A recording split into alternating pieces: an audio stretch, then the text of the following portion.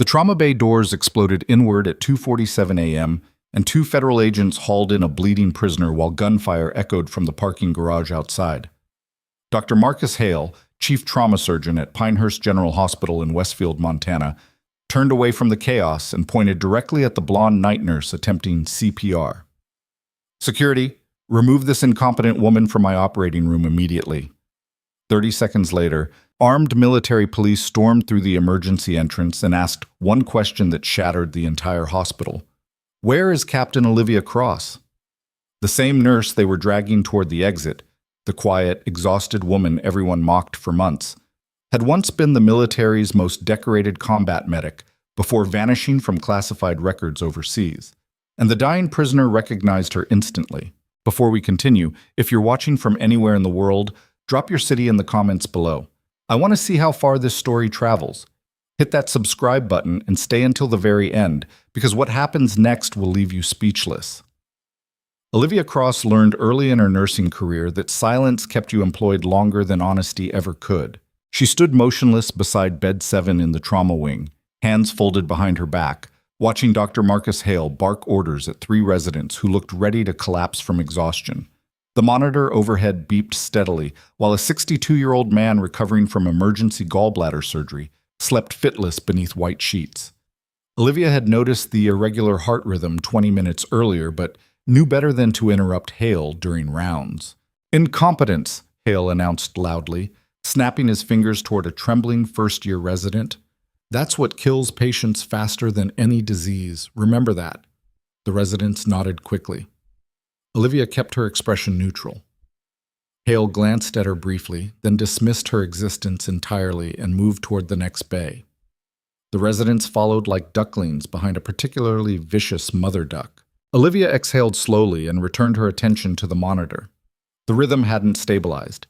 She made a quiet note in the patient chart, adjusted the IV drip slightly, and moved on to check vitals 3 beds down. This was Pinehurst General Hospital in Westfield, Montana, a mid-sized facility squeezed between mountains and sprawling ranch land, where understaffed nurses worked double shifts while surgeons treated them like glorified janitors. Olivia had been working nights for 8 months now, keeping her head down, avoiding attention, surviving one exhausting shift after another. Nobody knew her real background. Nobody asked questions. That was exactly how she needed it. "Cross!" A sharp voice cut through the quiet hum of medical equipment. Olivia turned. Nurse supervisor Janet Reeves stood near the central desk with arms crossed, her expression somewhere between annoyance and disgust. Janet was 54, built like a bulldog, and treated newer nurses the way drill sergeants treated fresh recruits, except without the underlying intention of making them better. "You left Bed 12's chart incomplete again," Janet said coldly. Olivia frowned slightly. "I documented everything required." "Don't argue with me." Janet's voice rose just enough to attract attention from nearby staff. "If Dr. Hale sees sloppy charting, it reflects on this entire unit. Fix it, now." Olivia nodded once and walked toward the desk without another word. She pulled up the digital chart for Bed 12, a young construction worker recovering from a broken femur, and scanned through her previous entries. Everything was complete, vitals documented, medications logged, pain assessments recorded. Janet just wanted to humiliate her in front of everyone. Olivia added a redundant note about patient comfort and saved the file. "Better," Janet muttered without looking at the screen. Olivia returned to her rounds. The overnight shift crawled forward slowly. Monitors beeped. Patients coughed. Somewhere down the hallway, a confused elderly woman called out for her daughter, who hadn't visited in years. Olivia moved between beds mechanically, checking IVs, adjusting oxygen levels, answering call lights while 3 other nurses sat clustered around the break room scrolling through their phones. At 1:15 a.m., Dr. Hale returned to the trauma wing with 2 surgical residents trailing behind him. He stopped near bed 4, where a middle-aged woman was recovering from an appendectomy, and began lecturing about post-operative infection risks. Olivia happened to pass by while carrying fresh linens. Hale glanced at her dismissively. "Nurse Cross, when was the last time this patient received antibiotics?" Olivia checked the time mentally. 40 minutes ago, doctor." "And you didn't think to note potential inflammation around the incision site?" Olivia blinked.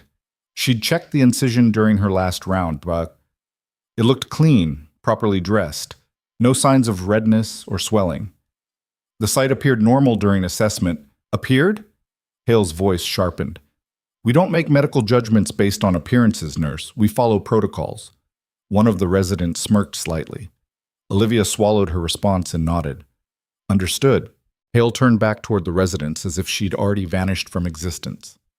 This is why proper training matters. Nurses see symptoms, doctors diagnose them. Never confuse the two. The residents laughed quietly.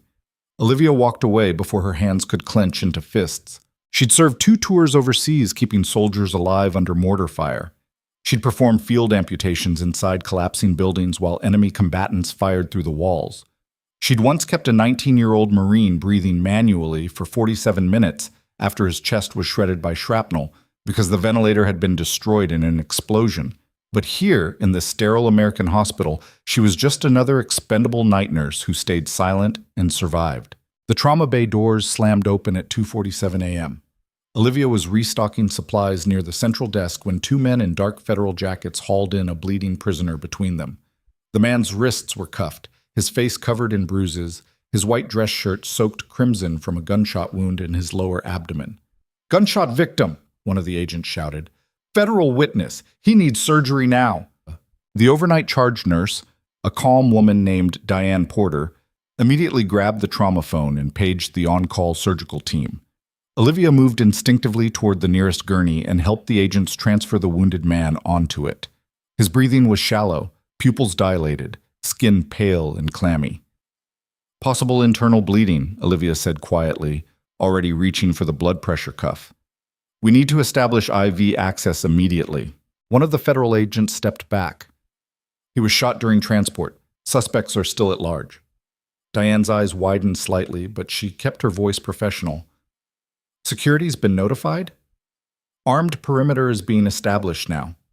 Olivia tuned out the conversation and focused entirely on the patient.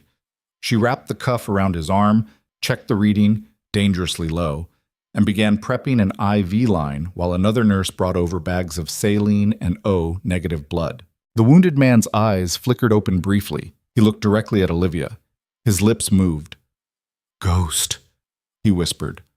Olivia froze for half a second, then forced herself to keep working. She inserted the IV catheter smoothly, secured it, and hung the first blood bag without acknowledging what he'd said.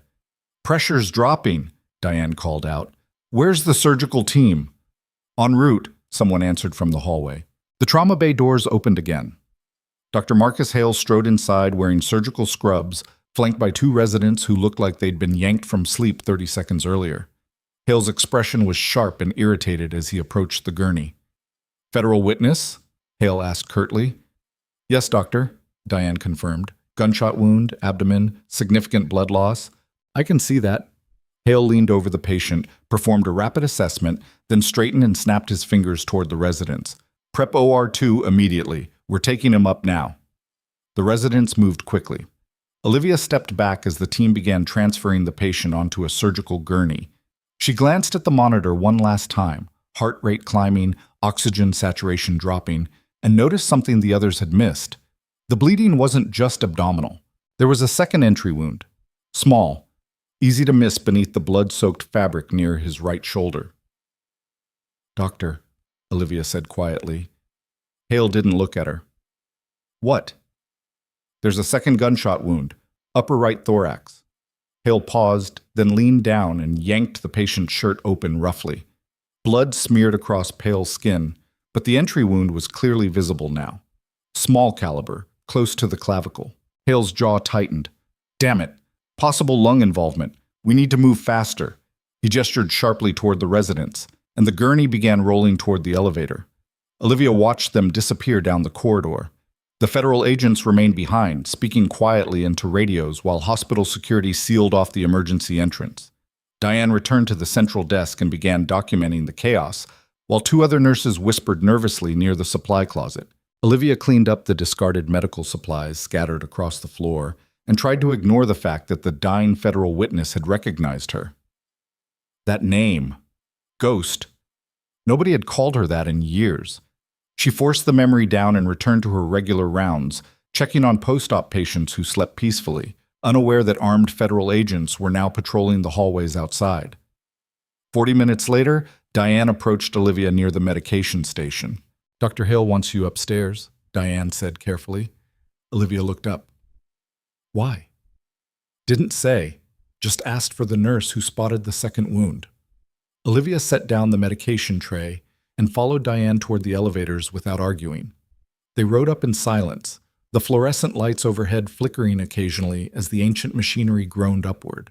OR2 was located on the 4th floor, tucked behind reinforced doors that required keycard access.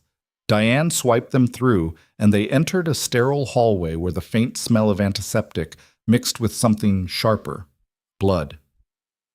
Dr. Hale stood outside the operating room, still wearing surgical gloves, his face flushed with anger. "Nurse Cross," he said flatly. Olivia stopped a few feet away. "Yes, doctor?" "The patient is coding. We need additional hands inside." Olivia hesitated. Surgical nurses were trained specifically for operating rooms. She was a trauma floor nurse, capable, experienced, but not part of the surgical team. Hale's expression darkened. "Are you refusing?" "No, doctor." "Then scrub in, now." Olivia moved quickly toward the scrub station, washed her hands thoroughly, and pulled on sterile gloves and a surgical gown. Diane handed her a mask, and Olivia tied it securely before stepping through the OR doors. The scene inside was controlled chaos. The federal witness lay open on the operating table, surrounded by monitors beeping frantically while 2 residents worked under Hale's sharp instructions. Blood pooled in the abdominal cavity.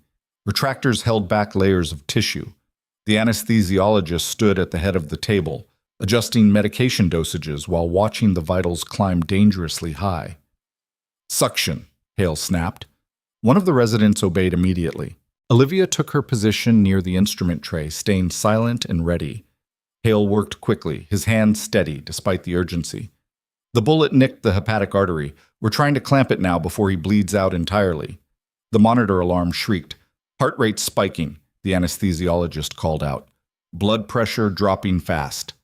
Hale cursed under his breath and adjusted his approach. "Clamp, now." A resident handed him the surgical clamp. Hale positioned it carefully, secured the damaged artery, and straightened slightly. "That should hold. Let's see if—" The patient convulsed violently. The monitors exploded into a cacophony of alarms. "He's seizing!" the anesthesiologist shouted. Hale stepped back, his expression shifting from confidence to confusion. "That doesn't make sense. We stabilized the bleed." Olivia's eyes locked onto the monitor. The heart rhythm wasn't erratic from blood loss. It was a reaction. She'd seen this exact pattern before. Not in a hospital, but in a bombed-out field clinic outside Kandahar, where a wounded contractor had been poisoned by enemy forces. "Doctor," Olivia said sharply. Hale ignored her, barking orders at the residents to administer more medication. "Doctor!" Olivia's voice cut through the chaos. "It's not surgical shock. He's been poisoned." The entire operating room went silent. Hale turned toward her slowly, his expression venomous. "Excuse me?" Olivia pointed at the monitor. "The arrhythmia pattern. It's consistent with toxin exposure, not trauma response. If you keep treating this as blood loss, he'll die in the next 2 minutes." Hale's face turned red. "You're a floor nurse, not a toxicologist. Stay in your lane." "I've seen this before." "I don't care what you think you've seen." Hale's voice rose dangerously. "You do not question my medical judgment in my operating room." The patient convulsed again. The monitor flatlined. "Cardiac arrest!" the anesthesiologist yelled. Hale grabbed the defibrillator paddles. "Charging to 200. Clear." The shock jolted the patient's body, but the monitor remained flat. "Again," Hale ordered. "Charging to 300. Olivia stepped forward. "Doctor, if it's poison, defibrillation won't—" "Get her out of here!" Hale roared. One of the residents grabbed Olivia's arm. She shook him off and moved directly to the medication tray, scanning the vials rapidly. Her hands moved on instinct, the same instinct that had kept dozens of soldiers alive when protocol failed overseas. She found what she needed: atropine, sodium thiosulfate, pralidoxime chloride, the antidote combination for organophosphate poisoning. Olivia loaded a syringe quickly and turned toward the IV line. "Stop!" Hale shouted. "Security!" Olivia ignored him and injected the medication directly into the patient's bloodstream. For 3 seconds, nothing happened. Then the monitor beeped. Once. Twice. The patient's heart rhythm returned. Slow, irregular, but beating. The anesthesiologist stared at the screen in shock. He's stabilizing. Hale stood frozen, defibrillator paddle still in his hands. Olivia stepped back from the table, breathing hard beneath her mask. The patient's vitals climbed slowly.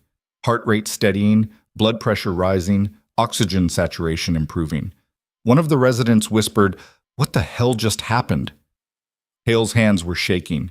He set down the paddles carefully, then turned toward Olivia with an expression that could have melted steel. "You just assaulted a federal witness," he said quietly. Olivia met his gaze without flinching. "I saved his life. You violated every protocol in this hospital. He was dying. You had no authority. He's breathing now." The silence in the operating room was suffocating. Hale's voice dropped to a venomous whisper. "Get out. You're suspended immediately pending investigation." Olivia didn't argue. She stripped off her gloves, dropped them in the biohazard bin, and walked toward the OR doors. Behind her, the patient's monitor continued beeping steadily. She stepped into the hallway and let the doors swing shut. Diane was waiting outside, her face pale. "Olivia, what did you do?" Olivia pulled off her surgical mask. "My job." "Hale's going to destroy you for this." "Let him try." Olivia walked toward the elevator, her hands still steady despite the adrenaline flooding her system. She'd been fired from worse places for better reasons. The elevator doors opened. 2 hospital security guards stepped out. "Nurse Cross?" one of them said carefully. Olivia nodded. "We need you to come with us." She followed them without resistance. They escorted her down to the administrative wing, where Hospital Director Leonard Pritchard was waiting inside his office with arms crossed and a deeply unpleasant expression on his face.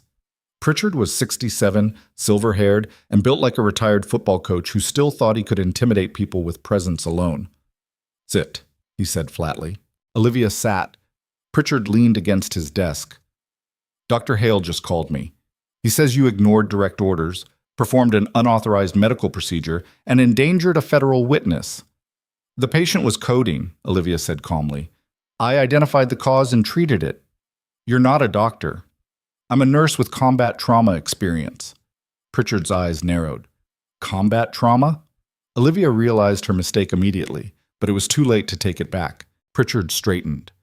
"Your employment file says you worked at a community clinic in Oregon before transferring here.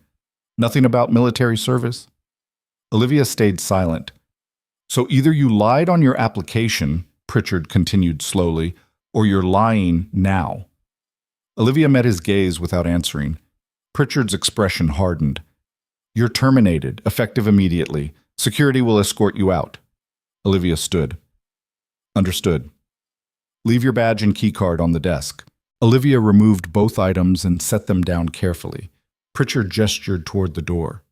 "You're lucky I'm not pressing charges." Olivia walked out without responding. The security guards were waiting in the hallway.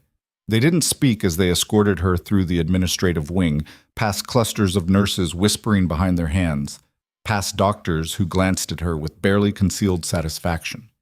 They reached the main lobby. The automatic doors slid open. Olivia stepped outside into the cold Montana night air, and then the parking lot exploded with movement. Black armored vehicles roared into the hospital entrance from 3 directions simultaneously, tires screeching as they formed a perimeter around the building. Armed personnel in tactical gear poured out, weapons raised, shouting orders while terrified civilians scrambled for cover. Olivia froze on the front steps. A military helicopter thundered overhead, searchlights cutting through the darkness. The hospital's front entrance doors slammed open behind her, and more armed personnel stormed inside while alarms began shrieking through the building. One of the security guards who'd escorted Olivia outside grabbed her arm. "Get back inside, now!" Olivia pulled free. "What's happening?" "Federal emergency lockdown. Move!" She turned back toward the entrance just as a decorated army officer in full uniform stepped out of one of the armored vehicles and strode directly toward the hospital doors. His voice cut through the chaos like a blade. "Where is Captain Olivia Cross?" The entire lobby went silent. Olivia's breath stopped.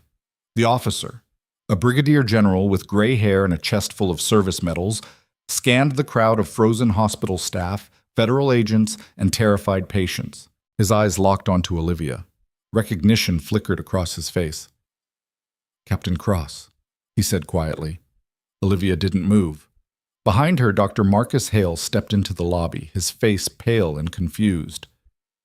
"What the hell is going on?" The general ignored him entirely. "Captain, we have a situation. The federal witness you just treated is carrying classified intelligence connected to an active military investigation. We need you to brief us immediately on his condition." Hale's voice rose. "She's not a captain. She's a fired nurse." "She's a decorated combat medic," the general interrupted coldly, "who served 2 tours in classified operations overseas before being honorably discharged under circumstances you are not cleared to know about." The lobby was so quiet that Olivia could hear her own heartbeat. Hale stared at her like she'd grown a second head. Janet Reeves stood near the nurses' station, her mouth hanging open. Director Pritchard emerged from the administrative hallway, his expression somewhere between shock and fury. The general stepped closer to Olivia. "Captain, the witness regained consciousness 2 minutes ago. He asked for you specifically. He says you're the only person he trusts." Olivia's throat tightened. "What did he say?" "He said Ghost Angel saved his life once before." The world tilted. That name. The name she'd buried along with everything else from her past. The general's expression softened slightly. "We need you, Captain. Right now." Olivia glanced back at the hospital staff, staring at her in complete disbelief. Then she looked at the general and nodded once. "Take me to him." The general led Olivia through the hospital lobby while armed soldiers formed a protective corridor around them. Staff members pressed themselves against walls, staring in stunned silence as the woman they'd mocked hours earlier walked past, flanked by military personnel, treating her like visiting royalty. Dr. Hale stood frozen near the reception desk, his mouth opening and closing without sound. Olivia didn't look at him. They moved quickly toward the elevators. The general, his name tag read Caldwell, spoke quietly as they walked. "The witness's name is Thomas Garrett, former military contractor turned federal informant. He was being transported to a secure facility when the convoy was ambushed 40 miles outside Westfield." "How many casualties?" Olivia asked. 3 agents wounded, 2 suspects still at large." Caldwell pressed the elevator button. "Garrett claims he has evidence linking a private medical supply network to illegal arms trafficking overseas. Names, financial records, shipment manifests, everything." The elevator doors opened. They stepped inside along with 2 armed soldiers who positioned themselves at the corners. Olivia watched the floor numbers climb. "Why does he trust me?" Caldwell glanced at her. "You don't remember him? Should I?" Kabul. September 2019. You evacuated 12 civilians from a bombed clinic while enemy forces closed in from both sides. Caldwell's voice was carefully neutral. Garrett was one of them. The memory surfaced slowly. Chaos, gunfire, a collapsing building, desperate people clinging to her while she dragged them toward the extraction point one by one. Faces blurred together after years of trying to forget. The elevator stopped on the 4th floor. They stepped out into a hallway now swarming with federal agents wearing tactical vests and earpieces. 2 agents stood guard outside OR2, and they stepped aside immediately when Caldwell approached. "He's stable but sedated," one agent said. "Doctors want to keep him under for another 6 hours minimum." Caldwell nodded. "We need 5 minutes." The agent hesitated, then opened the door. Inside, Thomas Garrett lay motionless on the recovery bed, his face pale beneath oxygen tubing. Monitors beeped steadily around him. An IV drip fed medication into his arm, while bandages covered his torso. Olivia approached slowly. She studied his face, older now, lined with stress and exhaustion, but recognizable once she knew where to look. Garrett's eyes flickered open. He stared at her for a long moment, then smiled faintly. "Told them. You'd come." Olivia pulled a chair closer and sat down. "You should rest." "Can't." Garrett's voice was hoarse. "They'll try again." "Who?" "Everyone." He coughed weakly. "The people I'm testifying against. They've got reach everywhere. Hospitals, police, federal agencies." His eyes locked onto hers. "That's why I asked for you. You're the only person who doesn't owe anyone anything. Olivia glanced at Caldwell, who stood near the door, watching silently. Garrett continued, "The poison wasn't random. Someone inside this hospital tried to kill me during surgery." The words hit like a physical blow. Olivia leaned forward. "What are you talking about?" "The second wound." Garrett's breathing quickened. "It wasn't from the ambush. They injected me during transport. Made it look like another gunshot. Slow-acting toxin, designed to trigger during surgery, when everyone would blame complications." Caldwell stepped closer. "Mr. Garrett, you're saying someone on the medical staff is compromised?" "Not just staff." Garrett's hand trembled as he reached toward the bedside table. "The entire network. Administrators, surgeons, supply chain managers." He coughed again, harder this time. "I've got proof. Hidden. But if I tell federal investigators, word gets out, then I'm dead before trial." Olivia processed the information quickly. "Where's the evidence?" Garrett's eyes met hers. You have to find it first, before they do. Thomas, safety deposit box. First National Bank, downtown Westfield." He recited a number quietly. "Keys in my personal effects. They took everything when I arrived." Caldwell moved toward the door. "I'll have agents retrieve it immediately." "No!" Garrett's voice cracked with urgency. "Can't trust anyone. Not until we know who's compromised." He looked at Olivia desperately. "You. Only you." Olivia shook her head. "I'm not federal law enforcement. I can't—" "You saved my life twice now." Garrett's grip tightened weakly on her hand. "Please. If they get that evidence before federal prosecutors do, everyone I named dies, including me." Caldwell's phone buzzed. He answered it, listened briefly, then his expression darkened. "Understood. Secure the perimeter." He ended the call and looked at Olivia. "We've got a problem. Hospital surveillance footage from the past 4 hours just went offline. Someone wiped the servers remotely." Olivia stood. "How long ago?" 20 minutes, right after Garrett regained consciousness. Which meant someone inside the hospital knew exactly what Garrett had said and to whom. Garrett's monitor started beeping faster. A nurse burst through the door, not one Olivia recognized, and moved quickly toward the IV stand. His heart rate spiking. "I need to adjust his medication." Olivia stepped between her and the patient. "Stop." The nurse froze. "Excuse me. Who authorized you to change his dosage?" "Dr. Hale ordered it 5 minutes ago." Olivia's blood went cold. She turned toward Caldwell. "Get her away from him. Now!" Caldwell gestured sharply, and 2 soldiers immediately moved forward. The nurse backed away, confused and frightened. "I'm just following orders," she protested.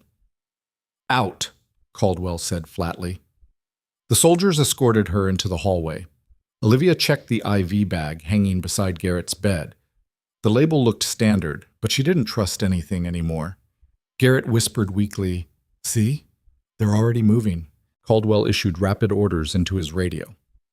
"I want every staff member on this floor identified and background checked immediately. Nobody enters this room without my authorization." Olivia disconnected the current IV bag carefully and replaced it with a fresh one from the sealed cabinet. She worked quickly, hands steady despite the adrenaline flooding her system. Garrett's heart rate began stabilizing. Caldwell approached Olivia quietly. "Captain, I need you to understand the situation. If Garrett's telling the truth, we're dealing with a coordinated network that's had months, maybe years, to embed themselves inside institutions exactly like this one." He paused. "We can't move him. He's too unstable, and we can't trust the hospital staff to keep him alive." Olivia met his gaze. "What are you asking me?" "Stay with him, personally, until we can verify who's clean and who isn't." Caldwell's voice was steady. "You're the only person in this building he trusts, and right now, that makes you the only person I trust." "I was just fired." "You were just reinstated, effective immediately, with full military authority superseding hospital administration." Olivia glanced at Garrett, who had closed his eyes but was breathing more steadily now. She'd spent 8 months trying to disappear, trying to forget, trying to live a quiet, anonymous life far away from the chaos that had destroyed her career overseas, and now it was happening again. "Fine," Olivia said quietly, "but I need access to his personal effects. The safety deposit key. Caldwell nodded. I'll have it brought up. He left the room, and Olivia pulled the chair closer to Garrett's bedside. She sat down and watched the monitors carefully, scanning for any irregularities while her mind raced through possibilities. If someone inside the hospital was part of the trafficking network, they'd move fast once they realized Garrett had survived. They couldn't risk him talking, couldn't risk the evidence reaching prosecutors, which meant Olivia had maybe hours before another attempt. The door opened. Olivia's hand moved instinctively toward the medical tray before she recognized Diane Porter stepping inside cautiously. Olivia, Diane's voice was uncertain. They said you were back. I wanted to see if you were okay. Olivia relaxed slightly. I'm fine. Diane glanced at Garrett, then back at Olivia. Is it true? What they're saying downstairs, that you were military? Yes. Why didn't you tell anyone? Didn't seem relevant. Diane moved closer, lowering her voice. Dr. Hale is losing his mind. Director Pritchard locked himself in his office. Half the staff thinks you're some kind of undercover agent. I'm just a nurse. Nurses don't have armed soldiers guarding their patients. Olivia didn't respond. Diane hesitated, then spoke carefully. Look, I don't know what's happening here, but Janet Reeves was asking questions earlier. About you. About your background. She seemed really interested in where you came from. Olivia's attention sharpened. When? Maybe an hour before the federal agents arrived. She was in Pritchard's office for a while. Then she made a bunch of phone calls from the break room. Diane frowned. I thought it was weird, but Janet's always weird, so Olivia stood. Where is she now? I don't know. She left the floor right after the lockdown started. Before Olivia could respond, Caldwell returned carrying a sealed evidence bag containing Garrett's personal belongings. He handed it to her without comment. Olivia opened it carefully. Wallet, phone, wedding ring, and a small brass key attached to a keychain marked with the bank's logo. She pocketed the key. Caldwell spoke quietly. We've got teams searching the hospital for the 2 missing suspects from the convoy ambush. So far, nothing. But security footage shows a maintenance van leaving through the service entrance around the time the surveillance went offline. License plate? Stolen. Registered to a vehicle reported missing 3 days ago in Denver, which meant professionals, people with resources and planning. Olivia looked at Garrett sleeping fitfully on the bed. I need to get to that bank. Not alone, Caldwell said firmly. If the network knows Garrett talked, they'll be watching for exactly that move. Then we don't give them time to prepare. Olivia checked her watch. 4:47 a.m. The bank opens at 9. That's 4 hours. I go in, retrieve the evidence, and bring it directly to federal prosecutors before anyone realizes what happened. Caldwell considered this. I'll assign a protection detail. No, too obvious. If they see military personnel entering a bank, they'll know something's wrong. Olivia met his gaze. I go alone, quietly, like a normal civilian. Captain, I've done this before, General. Trust me. Caldwell was silent for a long moment, then nodded reluctantly. You'll wear a tracker, and you take this. He handed her a compact radio earpiece. Direct line to my command center. Anything goes wrong, you signal immediately. Olivia fitted the earpiece and clipped the tracker inside her jacket. Understood. Diane was still standing near the door, watching the exchange with wide eyes. Olivia, what the hell is going on? Olivia turned toward her. Diane, I need you to do something for me. What? Find Janet Reeves. Don't confront her.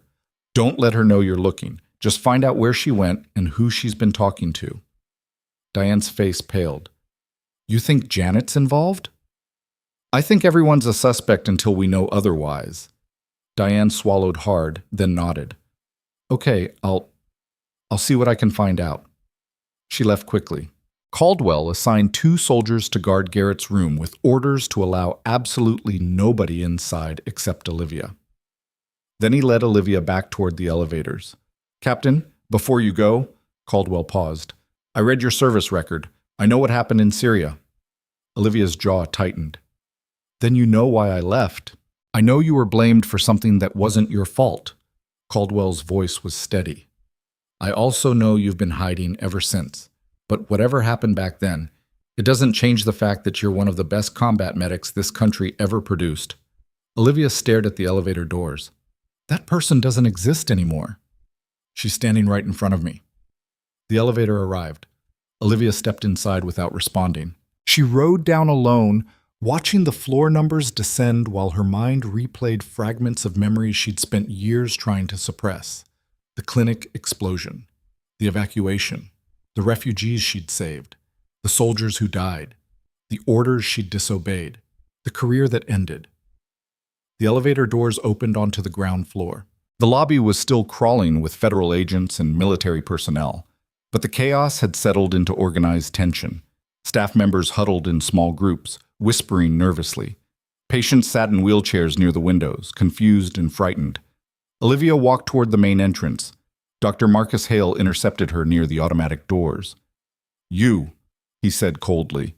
Olivia stopped. "Doctor, I don't know what kind of game you're playing, but you don't belong here anymore." Hale's voice shook with barely controlled anger. "You assaulted a patient, you violated every protocol, and now you've brought armed soldiers into my hospital like some kind of like someone trying to prevent a murder?" Olivia finished quietly. Hale's face flushed red. "That patient survived because of my surgical skill, not your reckless... That patient survived because I recognized poison symptoms you completely missed." Olivia stepped closer. "Tell me something, doctor. When Janet Reeves asked you to increase his medication 20 minutes ago, did you think to question why?" Hale blinked. "What?" "The nurse who tried to adjust his IV. She said you ordered it." "I never..." Hale stopped. "I never gave that order." Olivia watched his face carefully. Either he was telling the truth or he was an exceptional liar. "Someone's using your name," Olivia said. "Someone inside this hospital who wants Garrett dead before he can testify." Hale's anger drained away, replaced by genuine confusion. "That's insane." "Is it? Your hospital handles medical supply contracts for half the military bases in Montana.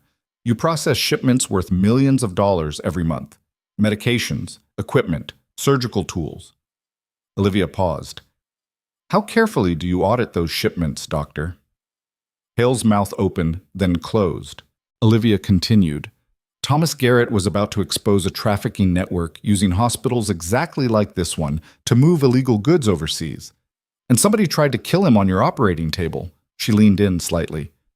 "So either you're part of it, or you've been too arrogant to notice what's happening right under your nose."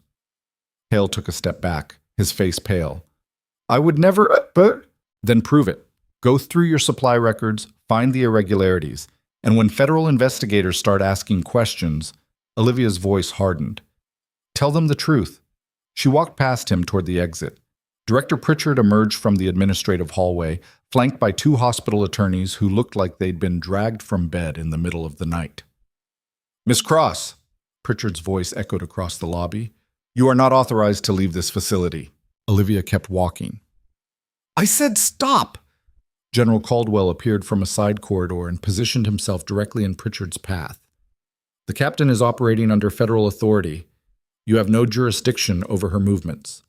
Pritchard's face turned purple. "This is my hospital." "This is a federal crime scene," Caldwell corrected coldly. "And if I find out you or anyone on your staff obstructed this investigation..." He let the threat hang unfinished. Pritchard sputtered incoherently while the attorneys whispered urgently in his ears. Olivia pushed through the automatic doors and stepped into the cold pre-dawn darkness. The parking lot was still surrounded by military vehicles, their headlights creating harsh shadows across the asphalt. Soldiers patrolled the perimeter while federal agents questioned witnesses near the ambulance bay. Olivia moved toward the employee parking area where her old Toyota sat covered in frost. She climbed inside, started the engine, and sat for a moment while the heater struggled against the Montana cold. The radio earpiece crackled softly. "Captain Cross, this is command. We have you on tracker. Confirm destination." Olivia pressed the transmit button. "First National Bank, downtown Westfield. ETA, approximately 4 hours pending bank opening time." "Copy that. We'll maintain surveillance from a distance. Stay alert." Olivia pulled out of the parking lot and drove toward the highway. The sky was still dark, stars fading as dawn approached somewhere beyond the mountains. The roads were empty except for the occasional semi-truck, hauling freight toward distant cities. Olivia drove in silence, her mind working through every possible scenario. If the trafficking network had people embedded in the hospital, they likely had connections throughout Westfield.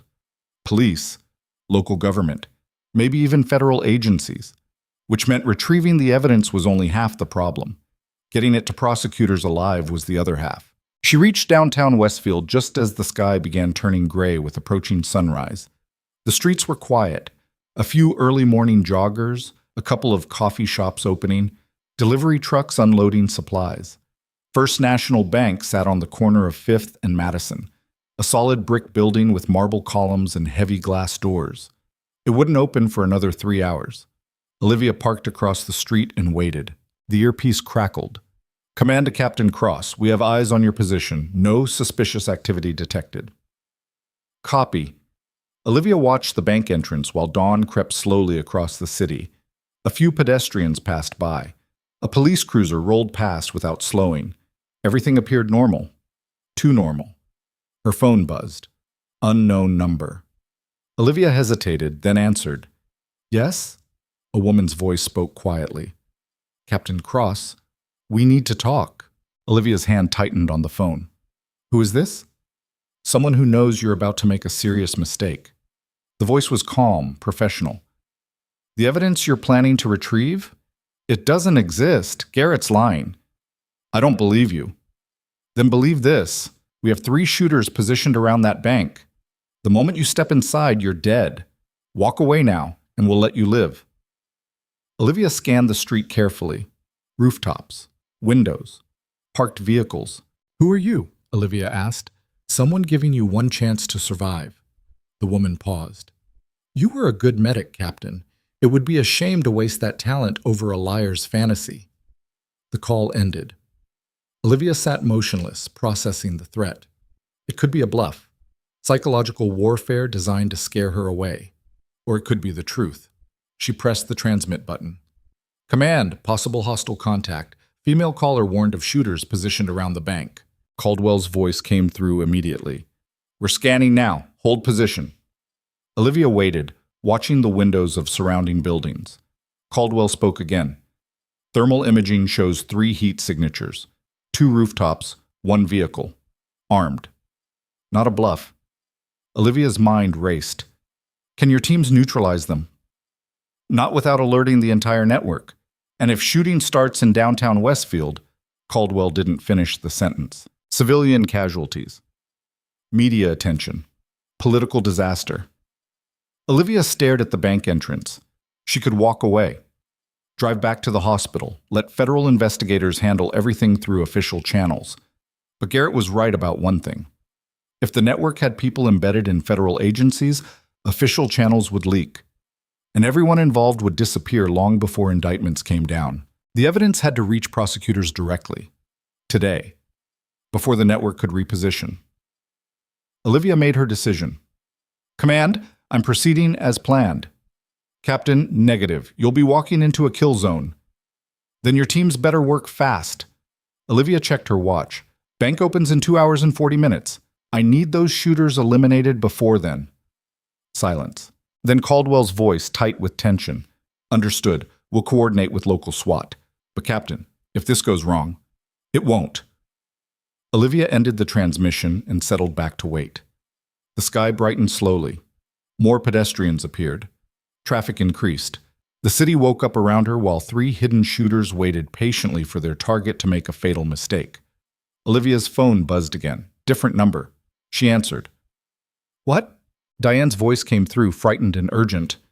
"Olivia, I found Janet." "Where?" "She's in Director Pritchard's office, with 2 men I've never seen before. They're going through personnel files." Diane's breathing quickened. "Olivia, they pulled your file, and they're making phone calls." Olivia's blood went cold. "Can you hear what they're saying?" "Not clearly, but I heard your name. And something about neutralizing a threat before 9 a.m., before the bank opened. They knew." Olivia looked at the bank entrance and realized the truth. The shooters weren't there to stop her from retrieving the evidence. They were there to kill her the moment she stepped out with it. Which meant Garrett had been telling the truth about everything. And somewhere inside that bank was evidence dangerous enough to justify murder in broad daylight. Olivia pressed the transmit button. Command? Situation update. The network knows I'm coming. They're planning an intercept post-retrieval. Caldwell responded immediately. Abort mission. We'll find another way. There is no other way. Not before they disappear. Olivia started the engine. I'm going in. Be ready. Captain? Olivia removed the earpiece and dropped it on the passenger seat. She drove around the block twice, scanning rooftops and vehicles, memorizing positions. Then she parked in a public garage 3 blocks away and walked back toward the bank on foot. The streets were busier now. Morning commuters, shop owners unlocking doors, a construction crew setting up equipment near a subway entrance. Olivia moved through the crowd naturally, just another person starting their day. She reached the bank at 8:57 a.m. The doors were still locked, but employees were visible inside preparing for opening. Olivia positioned herself near the entrance, watching reflections in the glass. A black sedan idled at the corner. 2 men inside wearing sunglasses despite the overcast sky. A delivery van sat across the street, side panels unmarked, engine running. And on the rooftop of the building directly opposite the bank, a brief glint of metal caught the morning light. Olivia counted at least 5 hostile positions, possibly more she hadn't spotted. The bank doors unlocked at exactly 9 a.m. Olivia stepped inside.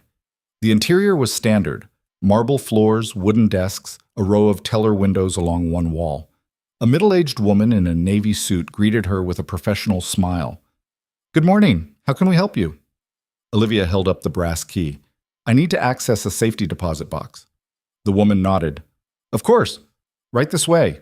She led Olivia through a security door into a temperature-controlled vault lined with metal boxes of various sizes. Olivia found the number matching Garrett's account and inserted the key. The box slid out smoothly. Inside was a sealed manila envelope. Olivia opened it carefully. Photographs spilled out. Documents, USB drives, financial records with highlighted sections showing wire transfers worth millions of dollars flowing between shell companies, military contractors, and hospital supply networks, and a handwritten list of names. Olivia's hands went numb when she recognized them. Hospital directors, federal agents, military procurement officers, executives from private security firms.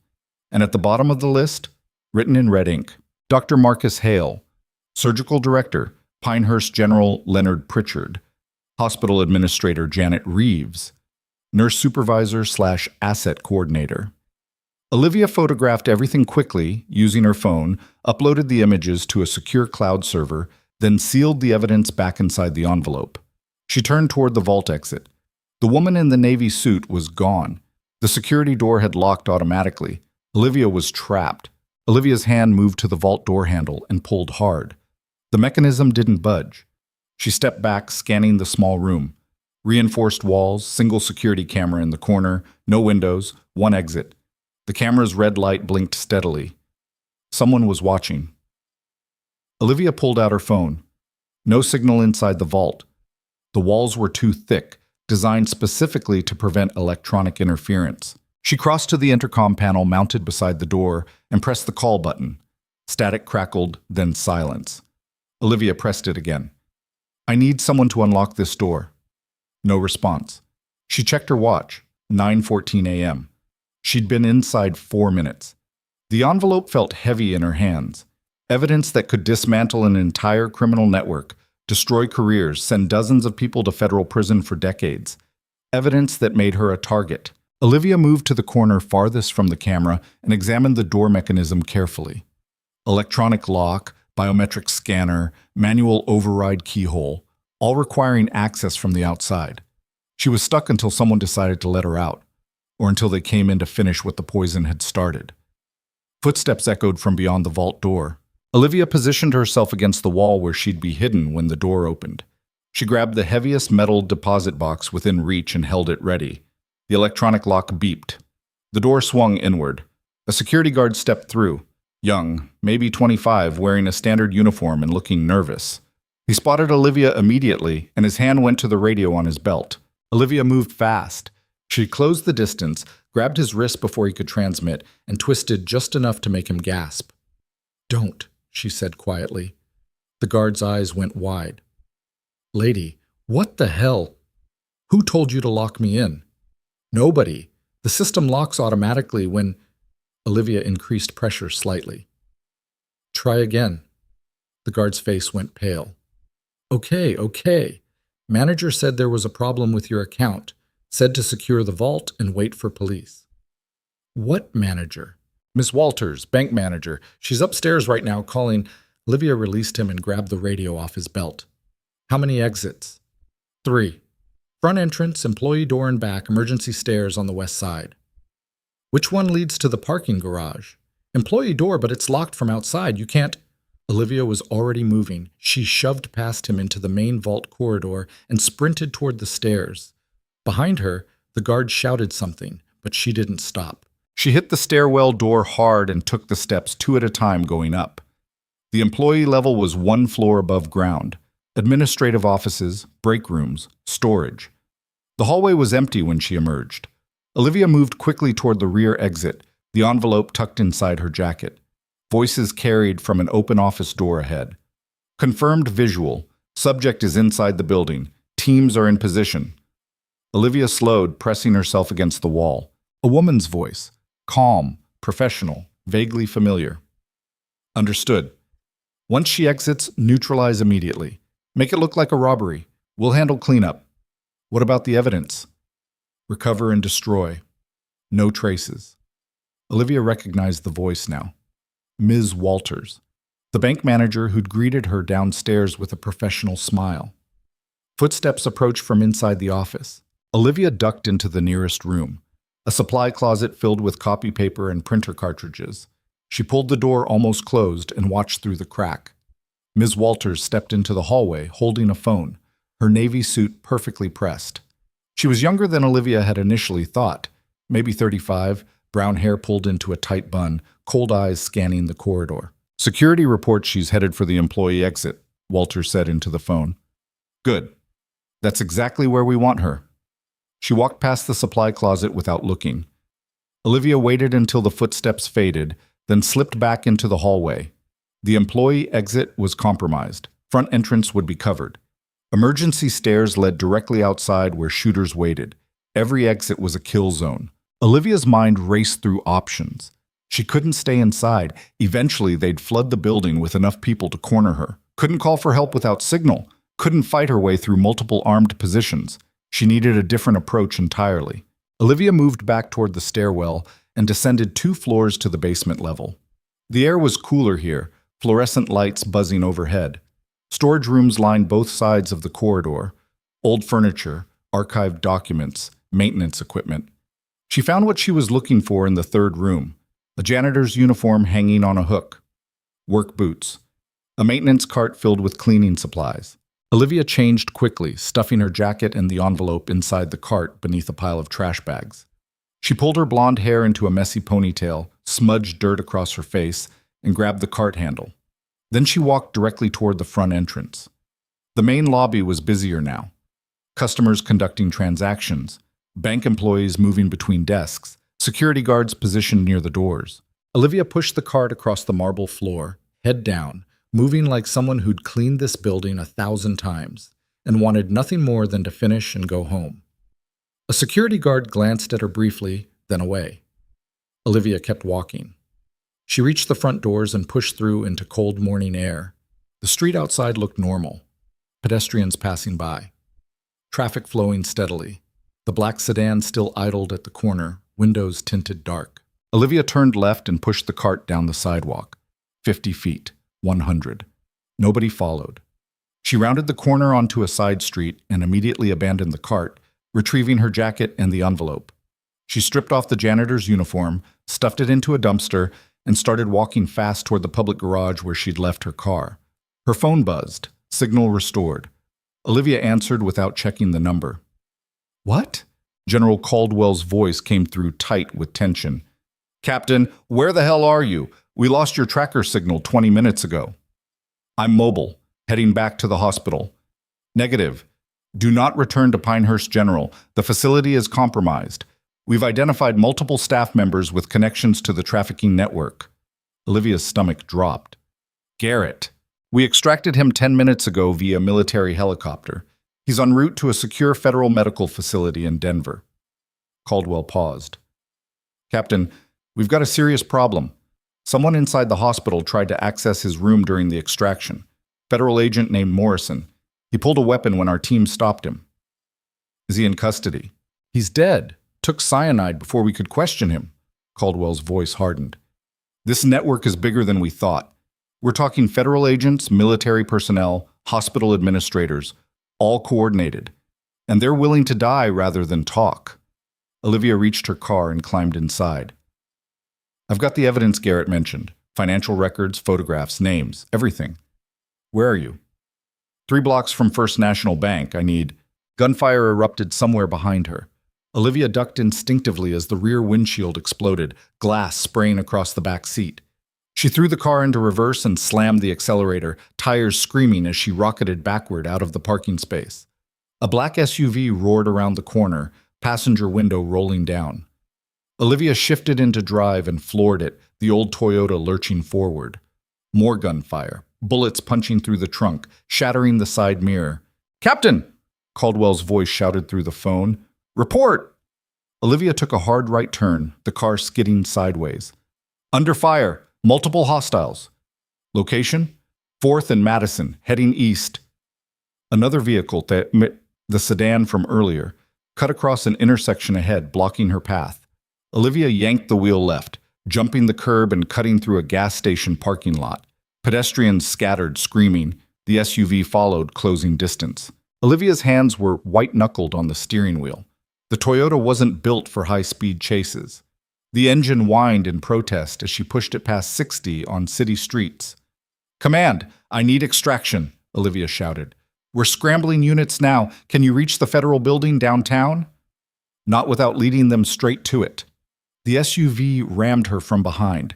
The Toyota's rear end crumpled, and Olivia fought to keep control as the car fishtailed. She took another turn, this time onto a residential street lined with parked vehicles. The SUV followed, but the sedan had fallen back, blocked by morning traffic. Olivia's mind raced. She couldn't outrun them, couldn't outfight them. The evidence was tucked inside her jacket, and if these people caught her, it would disappear forever. She needed cover. Witnesses. Somewhere public enough that they couldn't just execute her in broad daylight. Ahead, she spotted what she needed. Westfield Elementary School. The parking lot was full of parents dropping off children, crossing guards directing traffic, teachers greeting students at the front entrance. Olivia slowed as she approached, letting the SUV close distance. Then, at the last second, she yanked the wheel hard right and drove straight into the school parking lot. The SUV followed, then immediately hit the brakes. Too many witnesses, too many cameras, too many innocent children. Olivia parked near the front entrance and climbed out, walking quickly toward the school building while parents stared and children laughed at the damaged car trailing smoke. The SUV idled at the parking lot entrance, unable to follow without creating a scene that would bring police immediately. Olivia stepped through the school's front doors. A receptionist looked up from her desk. "Can I help you?" "I need to use your phone," Olivia said, breathing hard. "It's an emergency." The receptionist's eyes widened at Olivia's appearance, disheveled, breathing hard, jacket torn from the chase. "Are you okay? Should I call?" "Just the phone, please." The woman handed over the desk phone hesitantly. Olivia dialed Caldwell's direct line. He answered immediately. "Captain? I'm at Westfield Elementary, 1247 Oak Street. Hostiles are holding position outside. I need extraction now. 5 minutes. Stay inside until our team arrives." Olivia hung up and turned to the receptionist. "You should lock the front doors and move the children away from windows." "What? Why?" "Just do it. Now." The receptionist's face went pale, but she reached for the lockdown alarm. Olivia moved to a window overlooking the parking lot. The black SUV was still there, joined now by the sedan. 4 men stood beside the vehicles, trying to look casual while clearly watching the school entrance. Parents were starting to notice. A few pulled out phones. One man approached the vehicles and seemed to be asking questions. The men climbed back into their vehicles and drove away, but they wouldn't go far. Olivia's phone buzzed, text message from an unknown number. "You can't hide forever. Give us the evidence and we'll let you walk away." Olivia deleted it without responding. Another text arrived immediately. We know where Diane Porter lives. We know she has a daughter. 3rd grade, blonde hair, loves gymnastics. Olivia's blood went cold. She called Caldwell again. They're threatening witnesses. Diane Porter, nurse at Pinehurst General. She needs protection immediately. Already on it. We pulled her and her family 20 minutes ago. They're safe. What about other hospital staff? Anyone who helped me? We're working through the list. Caldwell's voice was grim. Captain, this network has been operating for years. They've got contingencies for everything. But you've got something they desperately need, which means you've got leverage. Leverage doesn't stop bullets. No, but it keeps you alive long enough to use it. Outside, a military helicopter appeared over the tree line, descending rapidly toward the school's athletic field behind the building. Extraction arriving now, Caldwell said. Move. Olivia ran through the school hallways, following signs toward the gymnasium. Teachers poked their heads out of classrooms, startled by the commotion. She burst through the rear exit onto the athletic field just as the helicopter touched down, rotor wash flattening the grass. 2 soldiers jumped out, weapons ready. Olivia sprinted across the field. Gunfire erupted from the parking lot. The soldiers returned fire immediately, providing cover while Olivia dove into the helicopter. Hands pulled her inside, and the aircraft lifted off before the doors were even closed. Below, the black SUV screeched into the parking lot, men pouring out with weapons raised. But the helicopter was already climbing, banking hard to the east. Olivia collapsed against the metal bench seat, breathing hard. One of the soldiers handed her a headset. Welcome back, Captain. Olivia put it on. Caldwell's voice came through immediately. Captain Cross, you're being diverted to Joint Base Lewis. Federal prosecutors are flying in to meet you. They want the evidence hand-delivered. What about Pinehurst General? FBI is executing search warrants now. We've arrested Director Pritchard, Nurse Supervisor Reeves, and 3 supply chain managers. Dr. Hale is being questioned but claims he had no knowledge of the trafficking operation. Do you believe him? Caldwell was silent for a moment. Evidence suggests he was deliberately kept in the dark. Useful idiot rather than active participant. But that's for prosecutors to decide. The helicopter banked over downtown Westfield. Below, Olivia could see police vehicles surrounding First National Bank, federal agents escorting employees out in handcuffs. How many people are we talking about? Olivia asked. Network-wide? Potentially hundreds across multiple states. Hospital administrators, procurement officers, shipping coordinators, federal agents providing protection. Caldwell paused. The trafficking operation moved everything from stolen medical supplies to weapons components disguised as surgical equipment, shipped to conflict zones overseas through military contractor logistics chains. And Garrett discovered all of this? He was the accountant processing payments. Took him 3 years to piece together the full scope. When he finally approached federal investigators, half of them were already compromised. The helicopter's engines roared as they gained altitude, heading east toward the military base. Olivia pulled the envelope from her jacket and opened it again, spreading documents across her lap. Financial records showing wire transfers totaling $47 million over 2 years. Photographs of shipping containers marked as medical supplies being loaded with unmarked crates. Communications between hospital executives and private military contractors discussing inventory adjustments and unsanctioned deliveries. And the names. So many names.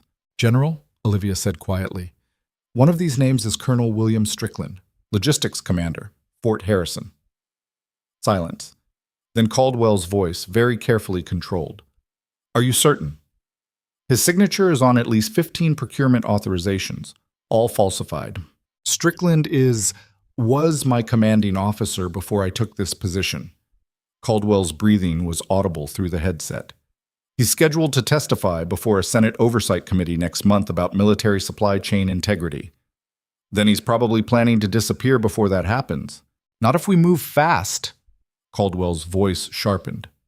Captain, when you land, those prosecutors are going to want to debrief you for hours, maybe days. But I need you to identify the most critical evidence first, the names that represent immediate flight risks. Olivia scanned the documents again. Give me a secure computer in 30 minutes. I'll have a prioritized list. You'll have it? The helicopter flew over mountains dusted with early snow, the landscape below transforming from urban sprawl to wilderness. Olivia watched through the window, her mind processing everything that had happened in the past 12 hours. She'd gone from fired nurse to federal witness, from invisible to hunted, from hiding her past to weaponizing it. One of the soldiers across from her spoke quietly. "Ma'am, if you don't mind me asking, is it true what they're saying? That you're Ghost Angel?" Olivia looked at him. He was young, maybe 22, fresh-faced, nervous. "Where'd you hear that name?" she asked. "My brother served in Syria. He was part of the refugee evacuation in 2019. Said there was this combat medic who carried wounded civilians through enemy fire for 6 hours straight. Saved his life when he took shrapnel." The soldier paused. "He said she disappeared after the mission. Nobody knew what happened to her." Olivia turned back toward the window. "Your brother was mistaken. He showed me a photo, blurry, but it looked like you. A lot of people look alike in combat zones." The soldier didn't push further. They flew in silence for another 20 minutes before the military base appeared ahead. Sprawling complex of runways, hangars, administrative buildings surrounded by fencing and guard towers. The helicopter landed on a designated pad near the main command center. Olivia climbed out, squinting against rotor wash, and was immediately surrounded by armed military police who escorted her inside. The command center was controlled chaos, officers moving between stations, monitors displaying tactical information, communications equipment crackling with radio traffic. General Caldwell was waiting in a secure briefing room. He'd changed into full uniform, every medal and decoration on display. 2 federal prosecutors stood beside him, a woman in her 50s with steel gray hair and a younger man carrying an evidence case. "Captain Cross," the woman said briskly, "I'm Assistant U.S. Attorney Rebecca Hastings. This is Special Prosecutor David Kim. We need everything you've got." Olivia handed over the envelope. Hastings opened it carefully, spreading documents across the conference table, while Kim began photographing each page with a specialized camera. "How did Thomas Garrett obtain this material?" Hastings asked. "He was the accountant processing payments for the network, kept copies of everything." "For 3 years?" "He wanted insurance, proof he could trade if things went wrong."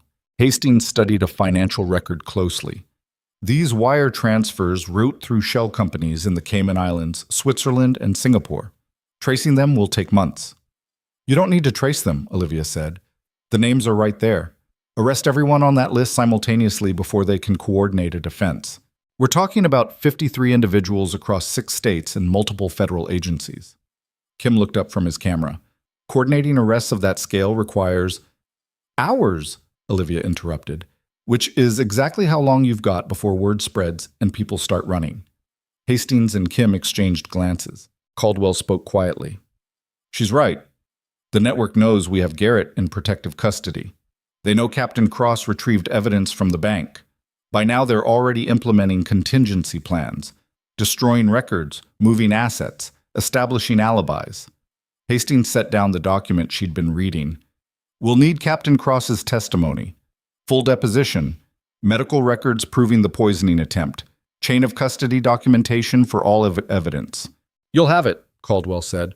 "But first, we move on the primary targets." Hastings pulled out her phone and stepped away to make calls. Kim continued photographing evidence while Olivia sat down and tried to process the fact that she'd just handed over material that would probably destroy dozens of careers and send people to prison for the rest of their lives. Caldwell sat across from her. "Captain, before this goes further, I need to know something." Olivia looked at him. "Syria, 2019, the evacuation mission." Caldwell's expression was carefully neutral. "Official reports say you disobeyed direct orders and endangered American personnel by prioritizing civilian refugees over strategic withdrawal." "That's what the reports say."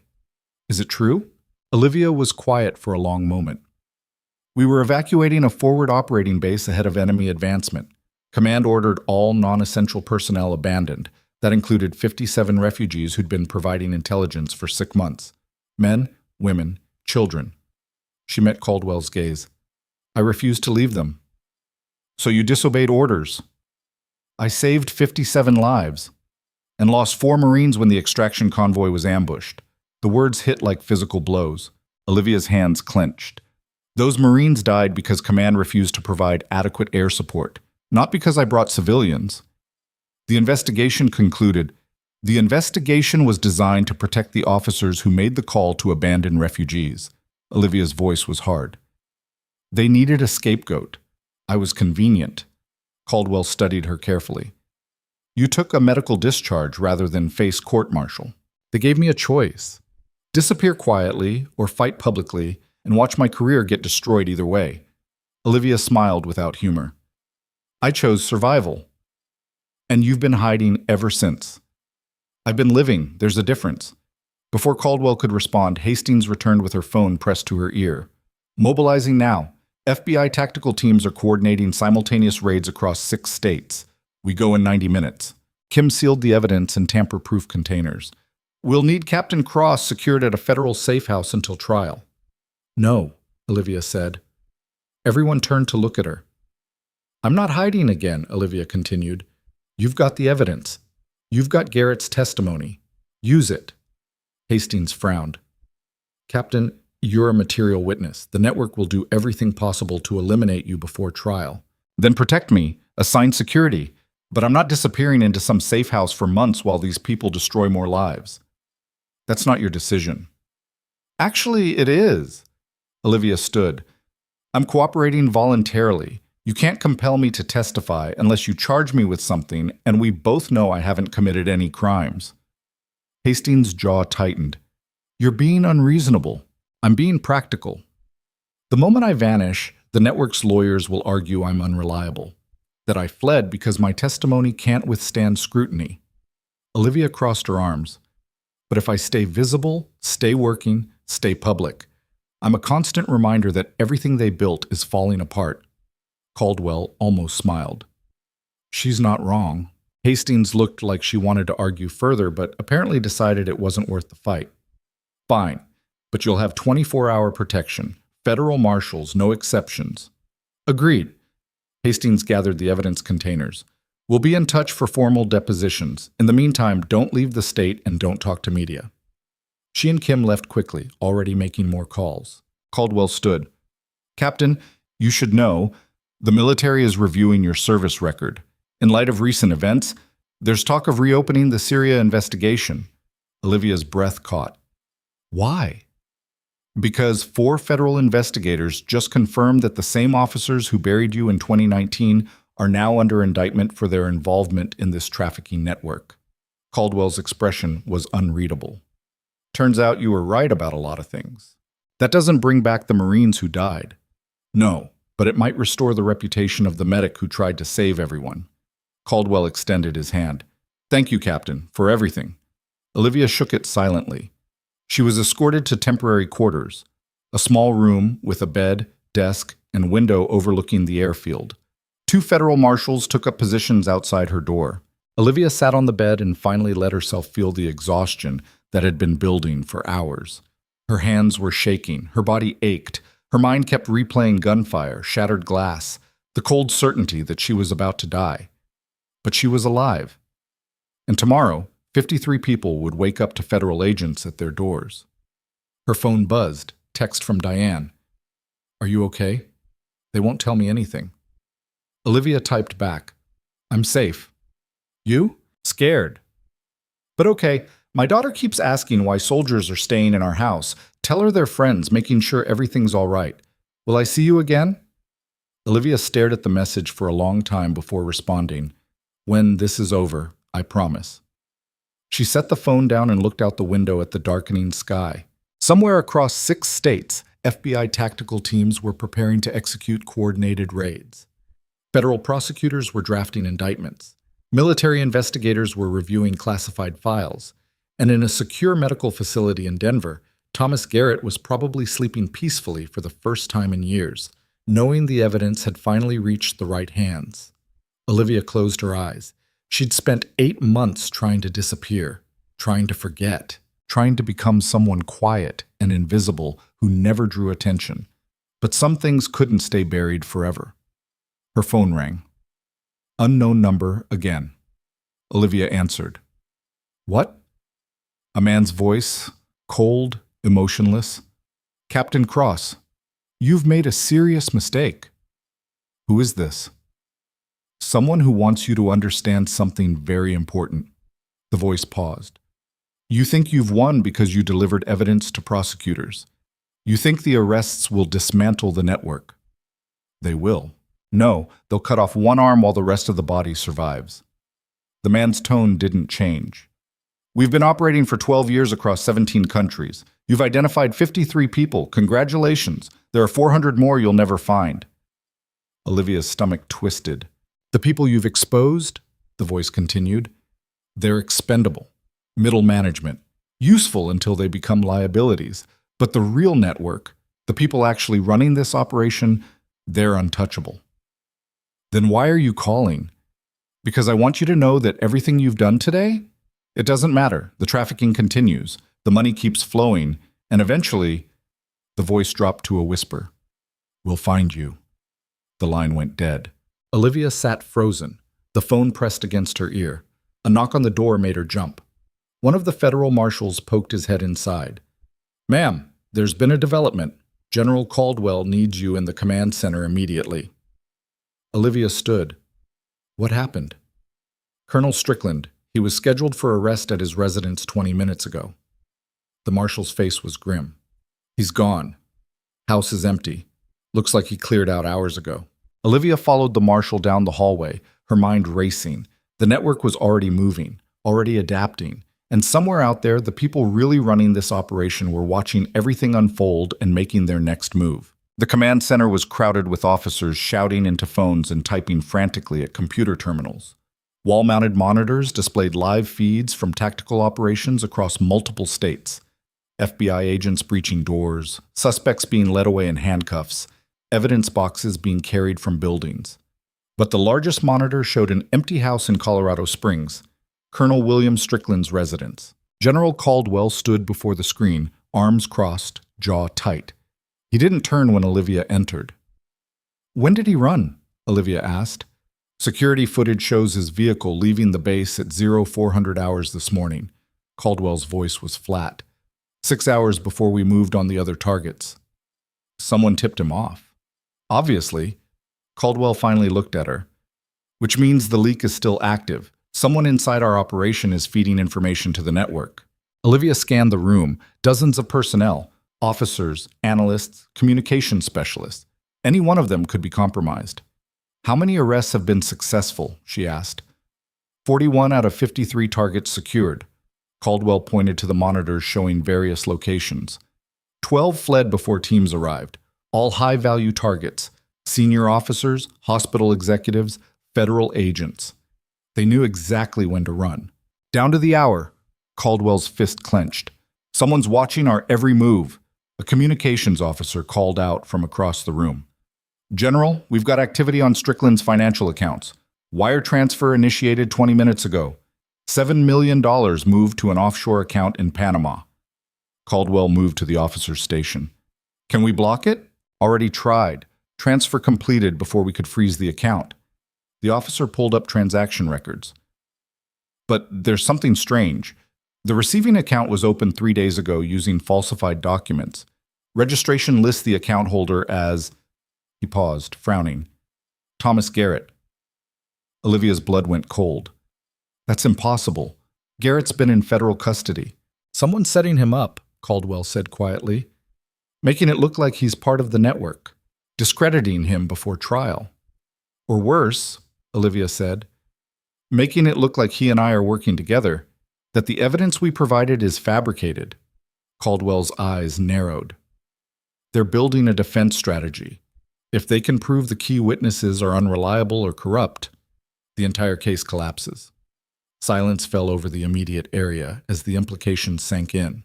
The communications officer spoke again. General, there's more. Someone accessed Captain Cross's military service file remotely 30 minutes ago, downloaded the entire Syria investigation report. From where? Caldwell demanded. IP address traces to the Department of Justice. Washington, D.C. Olivia felt the floor shift beneath her feet. The network wasn't just inside military and hospital systems. They had people embedded in the very agencies supposed to prosecute them. Caldwell grabbed a secure phone. Get me Assistant U.S. Attorney Hastings, now. While he waited for the connection, another monitor flickered to life, showing a news broadcast. A blonde reporter stood outside Pinehurst General Hospital, camera crews filming while federal agents carried boxes from the building. The reporter's voice filled the command center. Breaking developments in what federal sources are calling one of the largest corruption investigations in Montana history.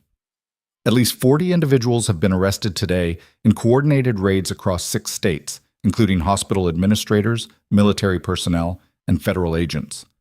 Sources say the investigation centers on allegations of illegal medical supply trafficking and weapons smuggling operating through civilian hospital networks.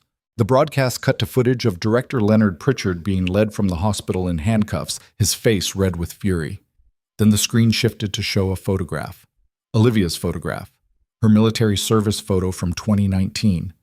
Key witness in the investigation has been identified as former Army Captain Olivia Cross, a combat medic who served in classified operations overseas before receiving a controversial medical discharge following the 2019 Syria evacuation incident.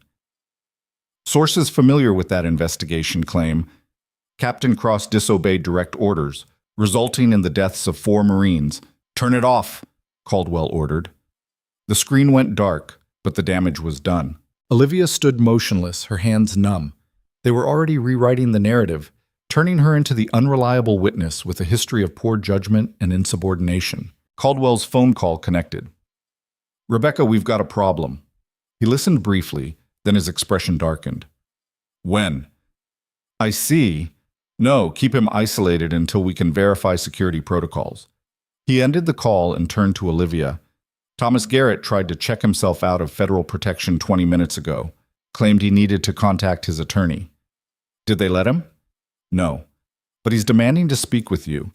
Says he won't cooperate further until he does." Olivia processed this quickly. "It's a trap. They're trying to get us in the same room so they can claim we coordinated our stories." "That's what Hastings thinks too." Caldwell paused.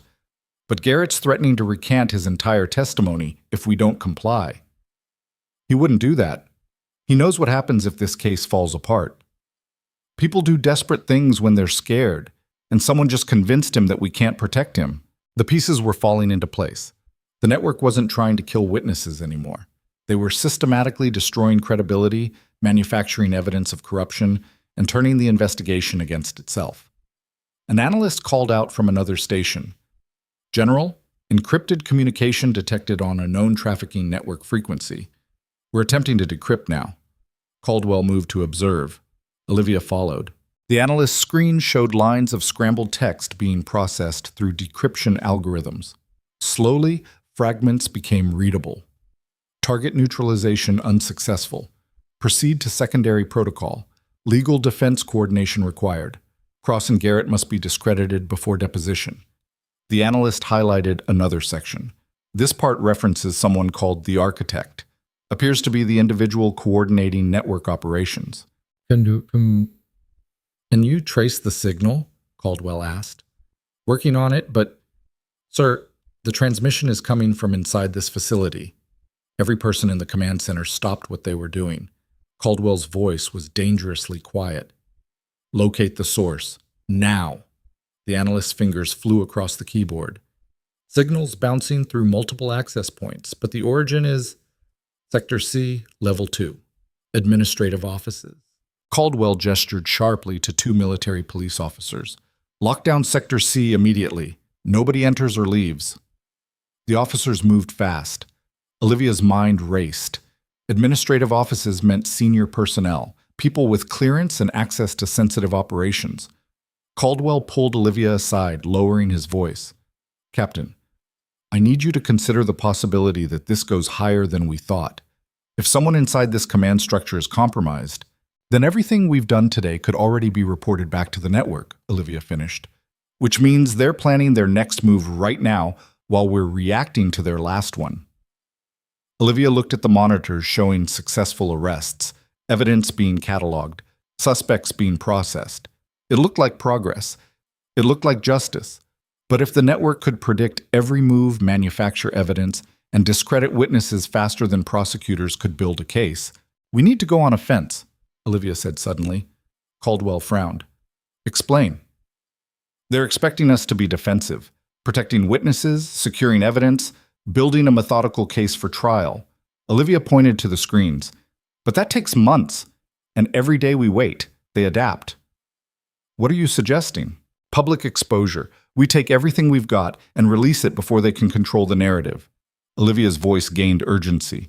Media outlets, congressional oversight committees, military review boards. Flood every channel simultaneously. Make it impossible to suppress. That violates every protocol for federal investigations. Protocols are what they're counting on. They've embedded people inside every agency that follows those protocols. Olivia met his gaze. We have to break the pattern. Caldwell was silent, considering. The communications officer interrupted. General, we've located the transmission source, Office 2C. That's Major Kevin Reese's office. Caldwell's face went pale. Reese has been coordinating tactical operations all morning, which means he knows exactly where every team is positioned, Olivia said. He's been feeding real-time intelligence to the network. Caldwell grabbed his radio. Security, I need Major Reese detained immediately. Consider him armed and dangerous. Static crackled. Sir, we have a problem. Major Reese left the building 15 minutes ago. Security footage shows him driving off base. Caldwell slammed his fist on the desk. How did nobody stop him? He had proper authorization, sir. Signed by... The voice hesitated. Signed by you, sir. Olivia watched Caldwell's face as understanding hit. The network hadn't just infiltrated operations. They'd been forging documents, manipulating security protocols, creating authorized exits for their people. Issue a base-wide alert, Caldwell ordered. I want every vehicle searched, every access point locked down. Nobody leaves until we've cleared this entire facility. Alarms began wailing throughout the command center. Olivia's phone buzzed. Text message from an unknown number. Still think you're winning? She deleted it, but another arrived immediately. Major Reese says hello. So does Colonel Strickland, and the 12 others who walked away this morning. Olivia showed the message to Caldwell. His jaw clenched. They're taunting us. No, they're confident. Olivia looked at the monitors again. Because they know something we don't. Before Caldwell could respond, the analyst monitoring network communications shouted, Sir, another encrypted transmission. This one's different. It's being broadcast openly. They want us to see it. The decryption appeared on screen almost immediately. To all network assets, Phase 2 initiated. Legal containment protocol active. All evidence acquired today will be ruled inadmissible due to improper chain of custody and witness tampering. Federal prosecutors already have the documentation. Case dismissal expected within 72 hours. Continue normal operations. The architect has ensured our protection. Olivia felt her stomach drop. They've corrupted the evidence. Impossible, Caldwell said.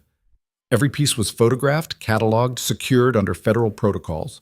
Protocols they wrote, Olivia interrupted. Or influenced, or had people inside to manipulate. She turned to face him directly. General, what if the entire federal response was designed to fail? What if arresting 41 people was never meant to stop the network? Just identify everyone who wasn't properly protected. The implications were staggering. Caldwell's phone rang. He answered, listened for 10 seconds, then his face went completely white. Understood, he said quietly, and ended the call. He looked at Olivia. That was the Deputy Attorney General. He's ordering the immediate release of all suspects arrested today, pending review of evidence acquisition procedures. They can, and they are. Caldwell's voice was hollow. Someone filed a motion claiming federal agents violated constitutional protections during the raids. A judge has already granted a preliminary injunction. Olivia watched the monitors as federal agents began receiving new orders. Suspects being processed were suddenly being released. Evidence boxes were being sealed and tagged for review. Prosecutors were arguing frantically with officials over phone calls. The entire operation was being dismantled in real time. Who's the judge? Olivia asked. Caldwell checked his phone. Federal Judge Martin Keating, appointed 3 years ago, presides over... He stopped. Presides over the Western District of Montana, based in Westfield. The same city where Pinehurst General operated. The same city where the trafficking network had embedded itself for years. He's one of them, Olivia said flatly. We don't know that, don't we? Olivia pulled up the evidence photographs on her phone. She scrolled through financial records until she found what she was looking for. Wire transfer from a shell company called Sierra Medical Solutions to a private account. $300,000. Account holder. She showed Caldwell the screen. Judge Martin Keating. Caldwell stared at the evidence, then at the monitors showing suspects walking free. They've thought of everything, he said quietly. Not everything, Olivia replied. They couldn't have predicted I'd photograph the evidence before handing it over, or that I'd upload those photos to a secure cloud server they don't control. Caldwell's eyes sharpened. You still have the originals? Digital copies. Every document, every photograph, complete redundancy. Olivia pulled out her phone. And they're time-stamped, geographically tagged, and encrypted with authentication protocols that prove they haven't been altered. For the first time in an hour, Caldwell smiled. Captain, you just gave us leverage. Only if we use it fast. Before they realize what we have. Caldwell turned to the communications officer. Get me the FBI director, not the field office, the director himself. Secure line. While the call was being arranged, monitors began showing news coverage of the suspect releases. Reporters crowded around Pinehurst General as Director Pritchard emerged from federal custody, flanked by expensive lawyers who immediately began making statements about constitutional violations and wrongful prosecution. Our client has been targeted by overzealous federal agents operating outside legal boundaries, one lawyer declared. This entire investigation is built on fabricated evidence provided by unreliable witnesses with documented histories of misconduct. The camera panned to show Dr. Marcus Hale being released as well. He looked shaken but relieved, climbing into a waiting vehicle that sped away before reporters could ask questions. Janet Reeves appeared next, her expression triumphant as she walked free. She paused to speak directly to cameras. I've dedicated my entire career to patient care. These accusations are baseless attacks from individuals trying to cover their own failures. Her eyes seemed to stare directly through the screen at Olivia. The truth will come out, and those responsible for this witch hunt will answer for it. Olivia's hands clenched. Caldwell's secure call connected. Mr. Director, this is General Caldwell at Joint Base Lewis. We have a critical situation requiring your immediate attention. Yes, sir. The Montana trafficking investigation. No, sir. I'm aware of the judge's ruling, but I have evidence suggesting judicial corruption at the federal level. I need you to trust me, sir. Lives are at stake. He listened for a long moment, then gestured to Olivia. The director wants to speak with you. Olivia took the phone. This is Captain Cross. A deep voice came through, skeptical but curious. Captain, I'm told you have evidence that Judge Keating is compromised. That's an extraordinary claim. I have financial records showing $300,000 transferred to his personal account from a shell company operated by the trafficking network. Olivia spoke quickly, clearly. I also have communications proving the network anticipated today's arrests and prepared legal countermeasures in advance. They knew exactly how our federal response would unfold because they helped design it. You're saying this network has infiltrated federal law enforcement. I'm saying they've been operating inside it for years. And releasing 41 suspects today isn't a failure of our operation. It's confirmation they control the very system supposed to stop them. Silence. Then the director spoke carefully. If what you're claiming is true, Captain, this goes beyond Montana, beyond trafficking. You're describing systemic corruption at levels that would destabilize public trust in federal institutions. Yes, sir. And your solution is? Immediate coordinated exposure. Bypass compromised channels entirely. Military intelligence, congressional oversight, media outlets. Release everything simultaneously before they can coordinate a cover-up. That would violate numerous federal statutes. So does everything they've been doing for the past 12 years. Another pause. Send me your evidence, the director said finally. Every document, every photograph, every communication. I'll convene an emergency review board within the hour. If your claims hold up... He didn't finish the sentence. Olivia began uploading files immediately while still on the call. Director, she added, you should know they're monitoring federal communications. Whatever we do next, assume they'll know about it. Then we'd better move faster than they can react. Stand by, Captain. The call ended. Caldwell was already coordinating with military intelligence officers, pulling together every piece of evidence from the raids, cross-referencing it with Olivia's photographs. An analyst called out, General, we've cracked another encrypted transmission. This one's from the architect. The message appeared on screen. Federal response proceeding as calculated. Legal dismissals in progress. Media narrative established. Key witnesses discredited. Phase 3 authorized. Permanent asset elimination. Targets: Thomas Garrett, Olivia Cross. Timeline: 24 hours. Methods: accidents preferred, violence if necessary. Confirmation required upon completion. Caldwell read it twice, then turned to Olivia. They've stopped trying to discredit you. Now they're just going to kill you. Because we're too close, Olivia said. Because even with suspects released and evidence contested, our testimony can still trigger investigations they can't control. Then we need you somewhere secure, immediately. No. Olivia's voice was firm. We need me visible, public, somewhere they can't make me disappear without attracting massive attention.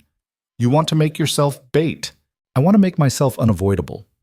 Olivia pulled up a contact on her phone. I know a reporter at the Denver Post, investigative journalist who's been trying to expose military contractor corruption for years. If I give her an exclusive interview with full documentation, the network will kill you before it airs. Not if we do it live. Olivia met his eyes. Broadcast nationwide. No delays, no editing, just me, the evidence, and millions of witnesses watching in real time. Caldwell was silent, weighing the risks. They can't corrupt a live broadcast, Olivia pressed. Can't claim evidence was fabricated, can't discredit testimony that's already public, and they can't kill me without proving everything I said was true. They might try anyway. Then we make sure they fail. Caldwell studied her for a long moment, then nodded slowly. I'll coordinate security. But Captain, if you do this, there's no going back. Your life becomes permanent public record. Everything you've been hiding, Syria, the discharge, all of it, becomes national news. Olivia thought about the past 8 months, hiding in a small Montana hospital, working quiet night shifts, avoiding attention, surviving but not living. I'm done hiding, she said quietly. Caldwell made the arrangements while Olivia prepared. The interview was scheduled for 8 p.m., prime time, maximum viewership. The Denver Post agreed to live stream from their studio with heavy security provided by federal marshals and military police. News of the broadcast leaked within hours. Olivia's phone exploded with calls, reporters demanding comment, lawyers threatening defamation suits, unknown numbers sending threats that ranged from crude to terrifyingly specific. One message simply read, "You'll never make it to that studio alive." Olivia blocked the number and kept preparing. At 6 p.m., an armored convoy transported her from Joint Base Lewis to Denver. 3 vehicles, 8 armed personnel, aerial surveillance from military helicopters overhead. The drive took 90 minutes through increasing traffic. Olivia sat in the center vehicle, watching the landscape roll past while reviewing her notes one final time. Thomas Garrett had been moved to a different secure location. He'd finally agreed to cooperate after being shown evidence that the network planned to eliminate him regardless of whether he testified. Assistant U.S. Attorney Hastings was scrambling to salvage the federal case despite judicial interference. Multiple appeals had been filed. Emergency motions submitted to higher courts, but the real battle would be won or lost in the next 2 hours. The convoy reached downtown Denver as the sun set behind the mountains. The Denver Post building was surrounded by police barriers and security checkpoints. Protesters had gathered, some supporting Olivia, others holding signs calling her a traitor and liar. Olivia stepped from the vehicle into camera flashes and shouted questions. Federal marshals formed a protective corridor, moving her quickly inside. The studio was small but professionally equipped, cameras positioned at multiple angles, lighting adjusted for broadcast quality. The journalist, a woman named Sarah Martinez with sharp eyes and a reputation for aggressive questioning, waited at the interview desk. "Captain Cross?" Martinez said, shaking her hand. "Thank you for doing this. Thank you for airing it. Or, I'll be direct. My questions won't be softballs. The public deserves to know everything, including the parts that make you look bad." "I understand. And you're aware that once this broadcasts, you can't take any of it back." "I'm aware." Martinez nodded. "Then let's make history." They took their positions, cameras activated. A producer counted down. 3, 2, 1, live. Martinez looked directly into the camera. "Good evening. I'm Sarah Martinez with the Denver Post. Tonight, we bring you an exclusive investigation into what federal sources are calling one of the largest corruption scandals in American history, a criminal network operating inside hospitals, military bases, and federal agencies for over a decade. Joining me is former Army Captain Olivia Cross, the key witness whose testimony has already resulted in over 40 arrests across 6 states. Martinez turned to Olivia. Captain Cross, let's start with the most basic question. What exactly did you discover? Olivia took a breath and began speaking. She described Thomas Garrett's evidence, the financial records showing millions in illegal transactions, the photographs of weapons disguised as medical supplies, the names of officials who'd betrayed their oaths for profit. Martinez asked about Syria, about the discharge, about the accusations of disobedience and poor judgment. Olivia answered honestly. I disobeyed orders because those orders were wrong. I saved 57 refugees because leaving them to die was morally unacceptable. 4 Marines died during that mission, and I carry that weight every single day. But the investigation that ended my career was designed to protect the officers who made catastrophic decisions, not to find the truth. Officers who are now under federal indictment for their role in this trafficking network? Yes. Martinez held up documents. We've verified Captain Cross's claims. These are authenticated financial records showing wire transfers between military contractors, hospital executives, and federal officials. We've also obtained communications proving this network planned today's legal response, including judicial intervention that resulted in the release of multiple suspects. The interview continued for 45 minutes. Olivia presented evidence methodically, answered questions directly, and refused to speculate about things she couldn't prove. Martinez pushed hard. Some critics claim you're a disgraced former officer trying to rehabilitate your reputation through sensational accusations. How do you respond? I respond with documentation, with evidence, with testimony from other witnesses who've risked their lives to expose this network. Olivia looked directly into the camera. If I'm lying, prove it. Every document I've provided is authenticated and verifiable. Every claim I've made can be cross-referenced with federal records. The truth isn't what I say. It's what the evidence shows. Somewhere during the interview, Olivia's phone, set to silent but visible on the desk, began lighting up with incoming calls and messages. Martinez noticed. Captain, your phone seems to be getting significant attention. Olivia glanced at the screen, dozens of calls from unknown numbers, but also messages from people she recognized. Nurses from Pinehurst General, former military colleagues, civilians who'd been rescued during overseas operations. One message from Diane read simply, "You're so brave. Thank you." I think, Olivia said quietly, people are realizing they're not alone. That corruption doesn't win just because it's entrenched. That speaking up matters. Martinez leaned forward. Even when it puts your life at risk? Especially then. The interview ended at 9:47 p.m. Martinez thanked Olivia on camera. Then the feed cut to analysis from legal experts who'd been monitoring the broadcast. Olivia removed her microphone and stood on shaking legs. General Caldwell appeared from the control room. Captain, you need to see this. He led her to a monitor showing social media feeds exploding with reactions. The interview had been shared hundreds of thousands of times in less than an hour. Congressional representatives were calling for immediate investigations. Federal agencies were issuing statements. Military veterans were posting stories of their own experiences with corruption. And buried in the chaos was one message that made Olivia's blood freeze. Anonymous post, uploaded 3 minutes earlier. A photograph of Thomas Garrett's secure medical facility in Denver, with GPS coordinates, and a single line of text, "Found him." Olivia grabbed Caldwell's arm. "Get tactical teams to that facility now." Caldwell was already on his radio. "All units. We have a credible threat against federal witness Thomas Garrett. Location compromised. I need immediate response to Denver Federal Medical Center. Full tactical deployment. General?" One of the security officers interrupted, holding up a tablet. The post was deleted 30 seconds after it went live, but it was shared over 2,000 times before removal, which meant the network had what they needed. GPS coordinates spread across enough devices that tracing wouldn't matter. The damage was done. Olivia's phone rang. Unknown number. She answered. "What?" Thomas Garrett's voice came through, tight with fear. "Olivia, they evacuated us. Federal marshals just moved everyone in this wing to a secure location. They said gunfire erupted in the background. Then the line went dead. Olivia's stomach dropped. They're already there. Caldwell was shouting orders into multiple radios simultaneously. On the monitors, police scanners lit up with reports of an active shooter situation at the medical facility.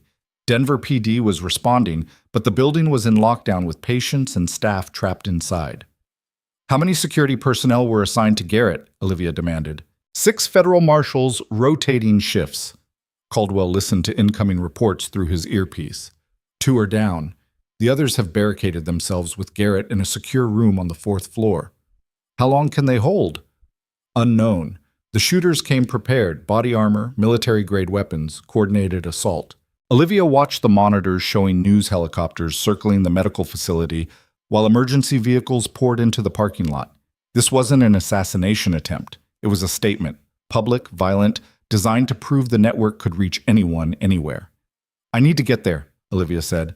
Absolutely not. You'd be walking into pit. They want me dead anyway.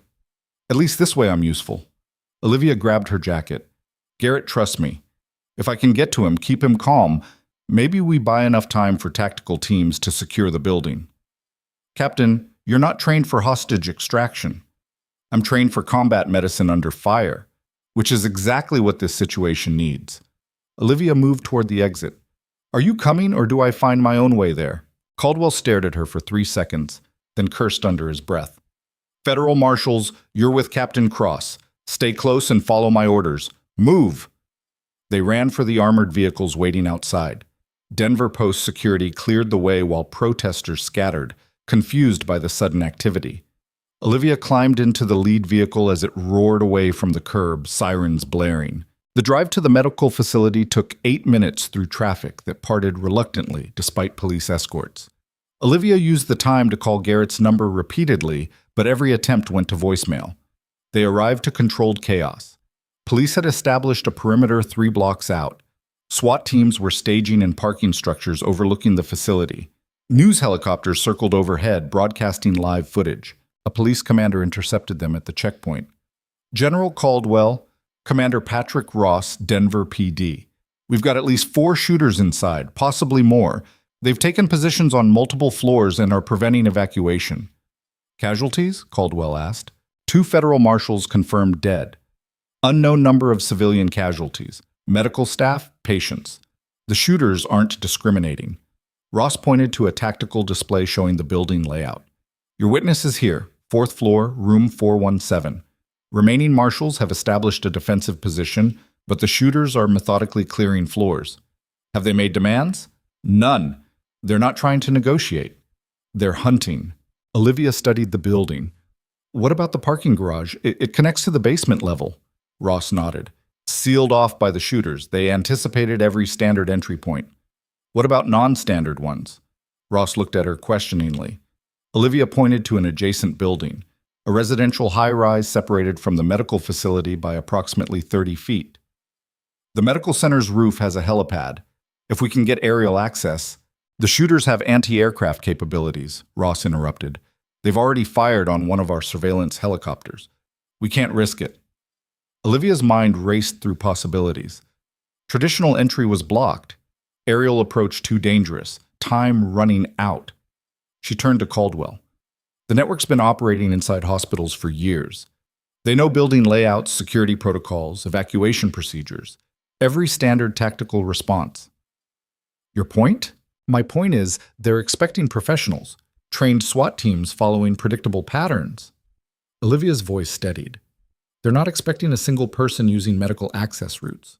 Caldwell's eyes narrowed. Explain. Medical facilities have service corridors separate from public areas, supply elevators, maintenance shafts, staff-only passages designed for moving equipment and patients without disrupting operations. Olivia pulled up building schematics on her phone, information she'd studied during her hospital work. These routes aren't secured the same way because they're not considered tactical entry points. The shooters probably aren't even monitoring them. Ross frowned. You're suggesting we infiltrate through maintenance areas? I'm suggesting I infiltrate, alone, while your SWAT teams create a diversion at the main entrance. That's insane, Ross said flatly. It's unexpected, which is the only advantage we have right now. Caldwell was quiet, considering. General, I can move through that building without being detected. I've worked in facilities like this for years. I know the rhythms, the blind spots, the places nobody watches because they're too mundane to notice. Olivia met his gaze. Let me try. And if you're caught, then I'm exactly where they wanted me anyway. But at least we tried something they didn't plan for.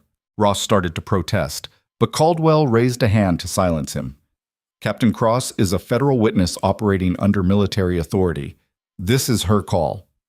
Olivia didn't wait for further discussion. She grabbed a radio, clipped it to her belt, and moved toward the adjacent building. A SWAT officer handed her a Kevlar vest. It's not much, but it's better than nothing. Olivia strapped it on and entered the residential high-rise through a side entrance cleared by police. The building had been evacuated, residents relocated to temporary shelters while the situation unfolded. She took the stairs to the roof, 12 flights, her breathing controlled despite the exertion. The door opened onto a flat expanse of gravel and ventilation equipment. The medical facility loomed 30 feet away across the gap, close enough to see interior lights through windows. A police sniper positioned near the edge spoke without turning. You planning to jump? Something like that. He gestured to a maintenance ladder bolted to the building's edge. Facilities crews use that to access the neighboring structures. There's a connecting walkway on the basement level, but up here, he pointed, you'd need to rappel down and swing across. It's possible, barely. Olivia studied the distance. 30 feet horizontal, 40 feet vertical drop to the medical facility's maintenance level. I'll need rope, she said. The sniper radioed down. Command, we need climbing equipment on the residential roof, fast. It arrived within 3 minutes. Professional-grade rope, harness, carabiners. The sniper helped Olivia secure the line to a structural support while SWAT teams prepared for their diversion below. You've done this before? He asked. Not exactly like this. That's not reassuring. It's honest. Olivia clipped into the harness, tested the rope tension, and positioned herself at the building's edge. Below, Denver spread out in glittering lights and distant sirens. The medical facility's windows reflected emergency vehicle strobes. Her radio crackled. All teams, commence diversion in 30 seconds. Breach point Alpha, maximum noise and visibility. Olivia counted down mentally. At 0, explosions echoed from the medical facility's front entrance. Flashbangs, breaching charges, SWAT teams flooding the lobby with coordinated precision designed to draw attention and create chaos. Olivia pushed off the roof. The rope caught her weight, and she descended rapidly, controlling her fall with practice movements learned from military training years earlier. Wind whipped past. The ground rushed up. She twisted mid-descent, angling toward the medical facility's maintenance level. The swing carried her across the gap. Her boots hit the facility's exterior wall hard, and she scrambled for purchase on a narrow ledge. The rope held. Os. She was now pressed against the building's 4th floor, 20 feet from Thomas Garrett's position. Olivia unclipped from the harness and moved along the ledge toward a maintenance access window. It was locked, but the mechanism was old and simple. She used a multi-tool from her pocket to jimmy it open. Inside was a narrow service corridor lined with pipes and electrical conduits. Emergency lighting cast everything in red. The sounds of gunfire echoed from distant parts of the building. Olivia moved quietly, checking each intersection before advancing. The corridor branched toward patient rooms, but she followed signs indicating supply storage and staff areas. Her radio whispered, Captain Cross, SWAT teams engaged on floors 1 and 2. Shooters are responding to the diversion. You've got a window. Copy. Olivia reached a junction marked with room numbers. 417 was 50 feet ahead through a secured door. She approached carefully, then heard voices. Movement on the east stairwell. 2 targets. Copy. Engaging. The shooters were communicating through radios, coordinating like professionals, not random killers. Trained operatives executing a mission. Olivia waited until the voices faded, then used her medical facility keycard, still active from Pinehurst General, surprisingly compatible with this building's older security system. The door clicked open. Room 417's hallway was empty except for bodies. 2 federal marshals lay motionless near the nurses' station, pools of blood spreading across white tile. Olivia's training kicked in. She checked for pulses, but both dead, killed execution style. She grabbed one marshal's sidearm and spare magazine, then moved toward 417. The door was reinforced, sealed from inside. Olivia knocked quietly. "Federal Marshals, I'm here to assist." Silence. "My name is Olivia Cross. Thomas Garrett knows me. I need you to open this door." More silence than a male voice. "Prove you're not with them." "I was just broadcast nationally on live television, exposing the network that's trying to kill us. If I was with them, I'd be the worst undercover operative in history." A pause, then locks disengaged.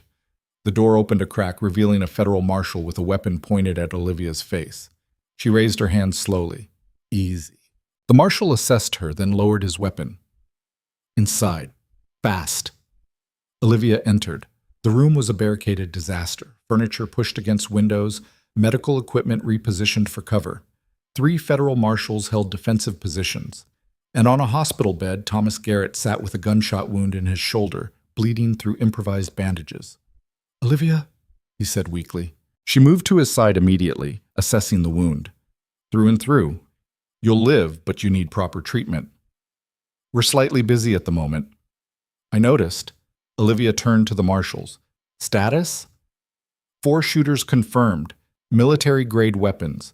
They've cleared floors 1 through 3 and are working their way up. The lead marshal, name tag read Harrison, gestured to the window. "SWAT's engaged them below, but it's only buying time. How much ammunition do you have left?" "Maybe 30 rounds total. We've been conserving." "Not enough for a sustained firefight." Olivia's radio crackled. "Captain, shooters are moving to floor 4. You've got maybe 2 minutes." She looked around the room. "We need to move him." Harrison shook his head. "He can barely walk, and the hallways are death traps." "I know." Olivia scanned the room's layout. "What about the service corridor I came through?" "Blocked.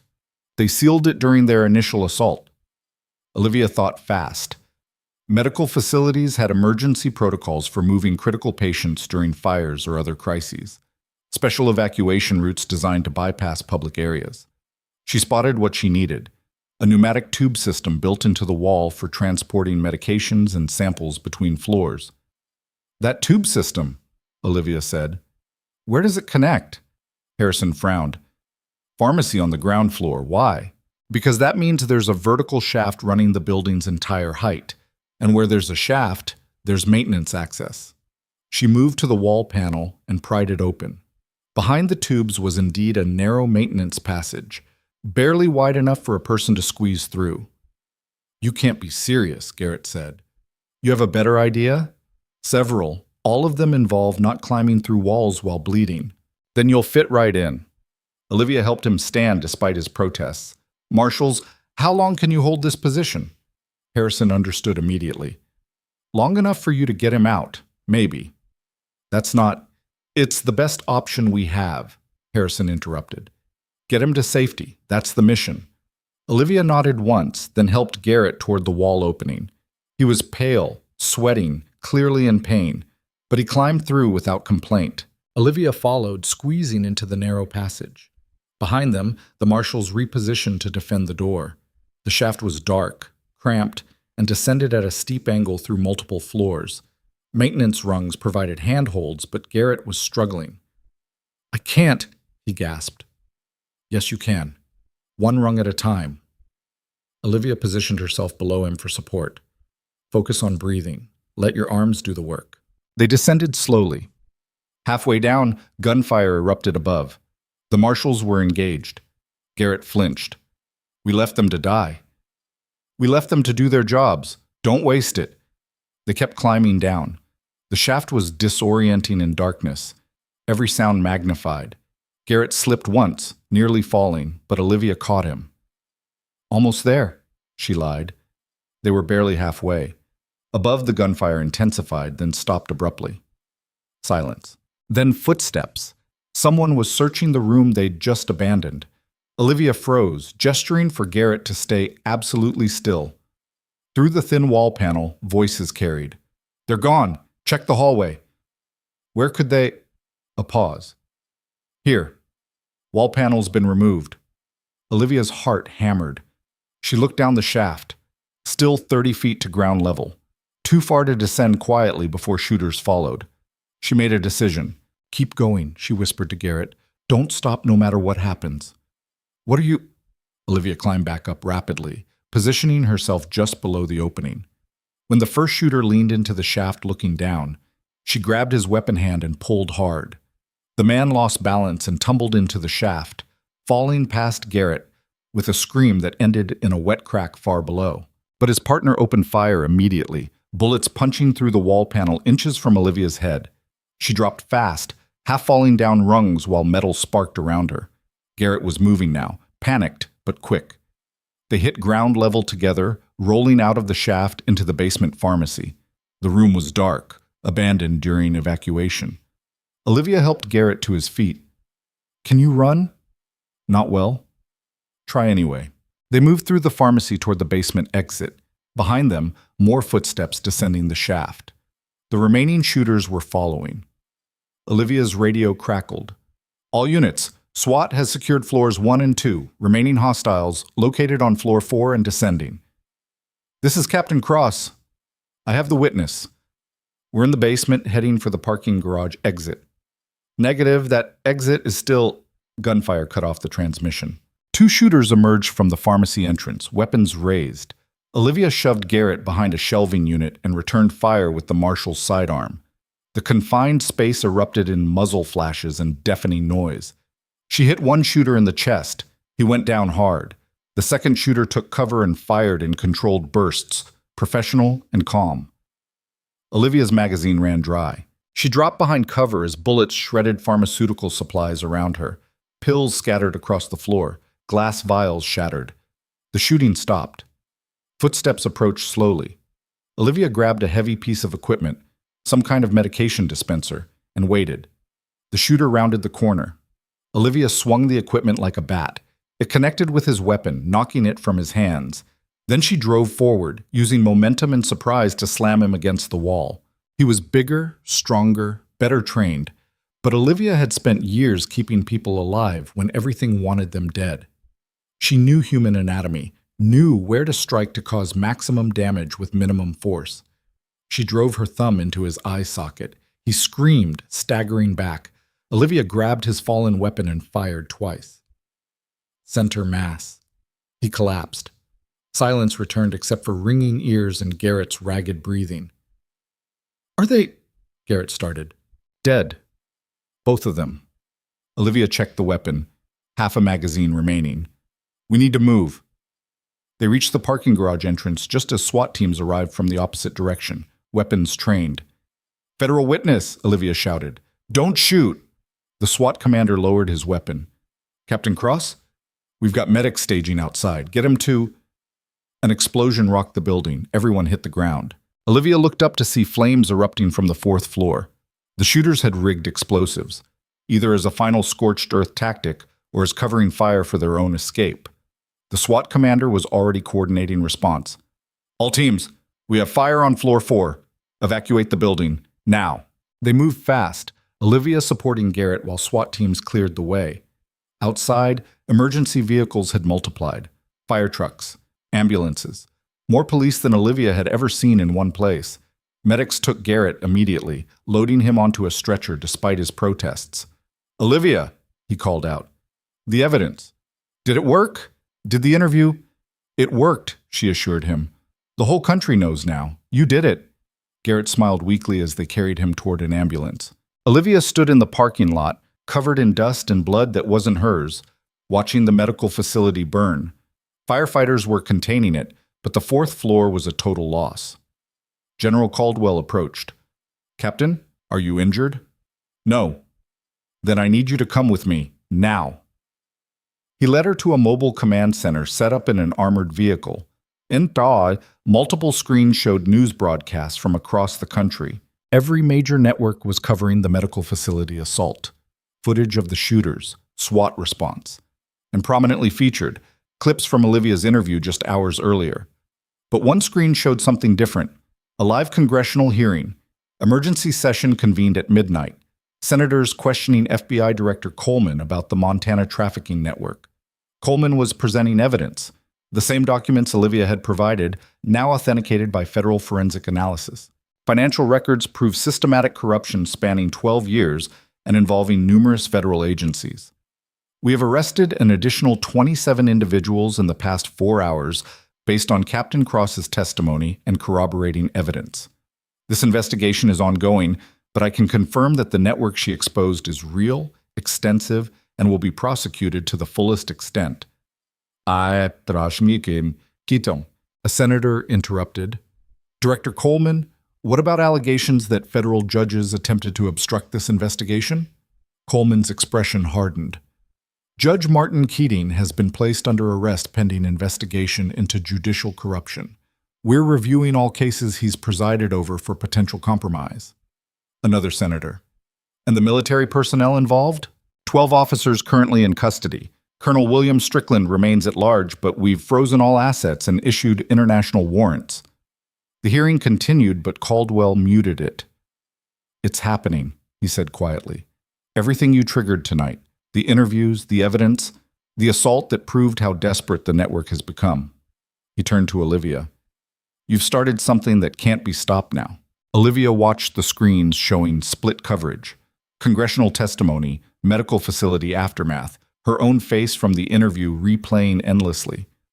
How many will actually face consequences? She asked. Dozens immediately, potentially hundreds as investigations expand. Caldwell paused. But some will escape. The ones at the very top always do. The architect, still unidentified, still operating. Caldwell's jaw tightened. But their network is crippled, operations exposed, assets frozen. They'll spend the rest of their existence looking over their shoulders. It wasn't complete victory, but it was something. Olivia's phone buzzed. Message from Diane. Watching everything on the news. You're incredible. We're all so proud. Another from a number Olivia didn't recognize. Captain Cross. This is Lieutenant Sarah Vance. I served under you in Syria. Just wanted you to know we always knew the truth. Welcome back. More messages flooded in. Former colleagues, veterans, strangers thanking her for exposing corruption, and one from Dr. Marcus Hale. I owe you an apology for everything. If you're ever willing to talk, I'd like to explain. Olivia stared at that message for a long time, then deleted it without responding. Some apologies came too late to matter. The sun rose over Denver while investigations continued. Thomas Garrett underwent surgery for his shoulder wound and was listed in stable condition. The 3 federal marshals who died defending him were honored in press conferences and promised full memorial services. Director Pritchard and Janet Reeves were denied bail and remanded to federal custody pending trial. Evidence recovered from Pinehurst General's servers confirmed their active roles in coordinating trafficking shipments worth millions. Dr. Hale was released without charges after cooperating fully and providing testimony about administrative pressures he'd faced but never questioned.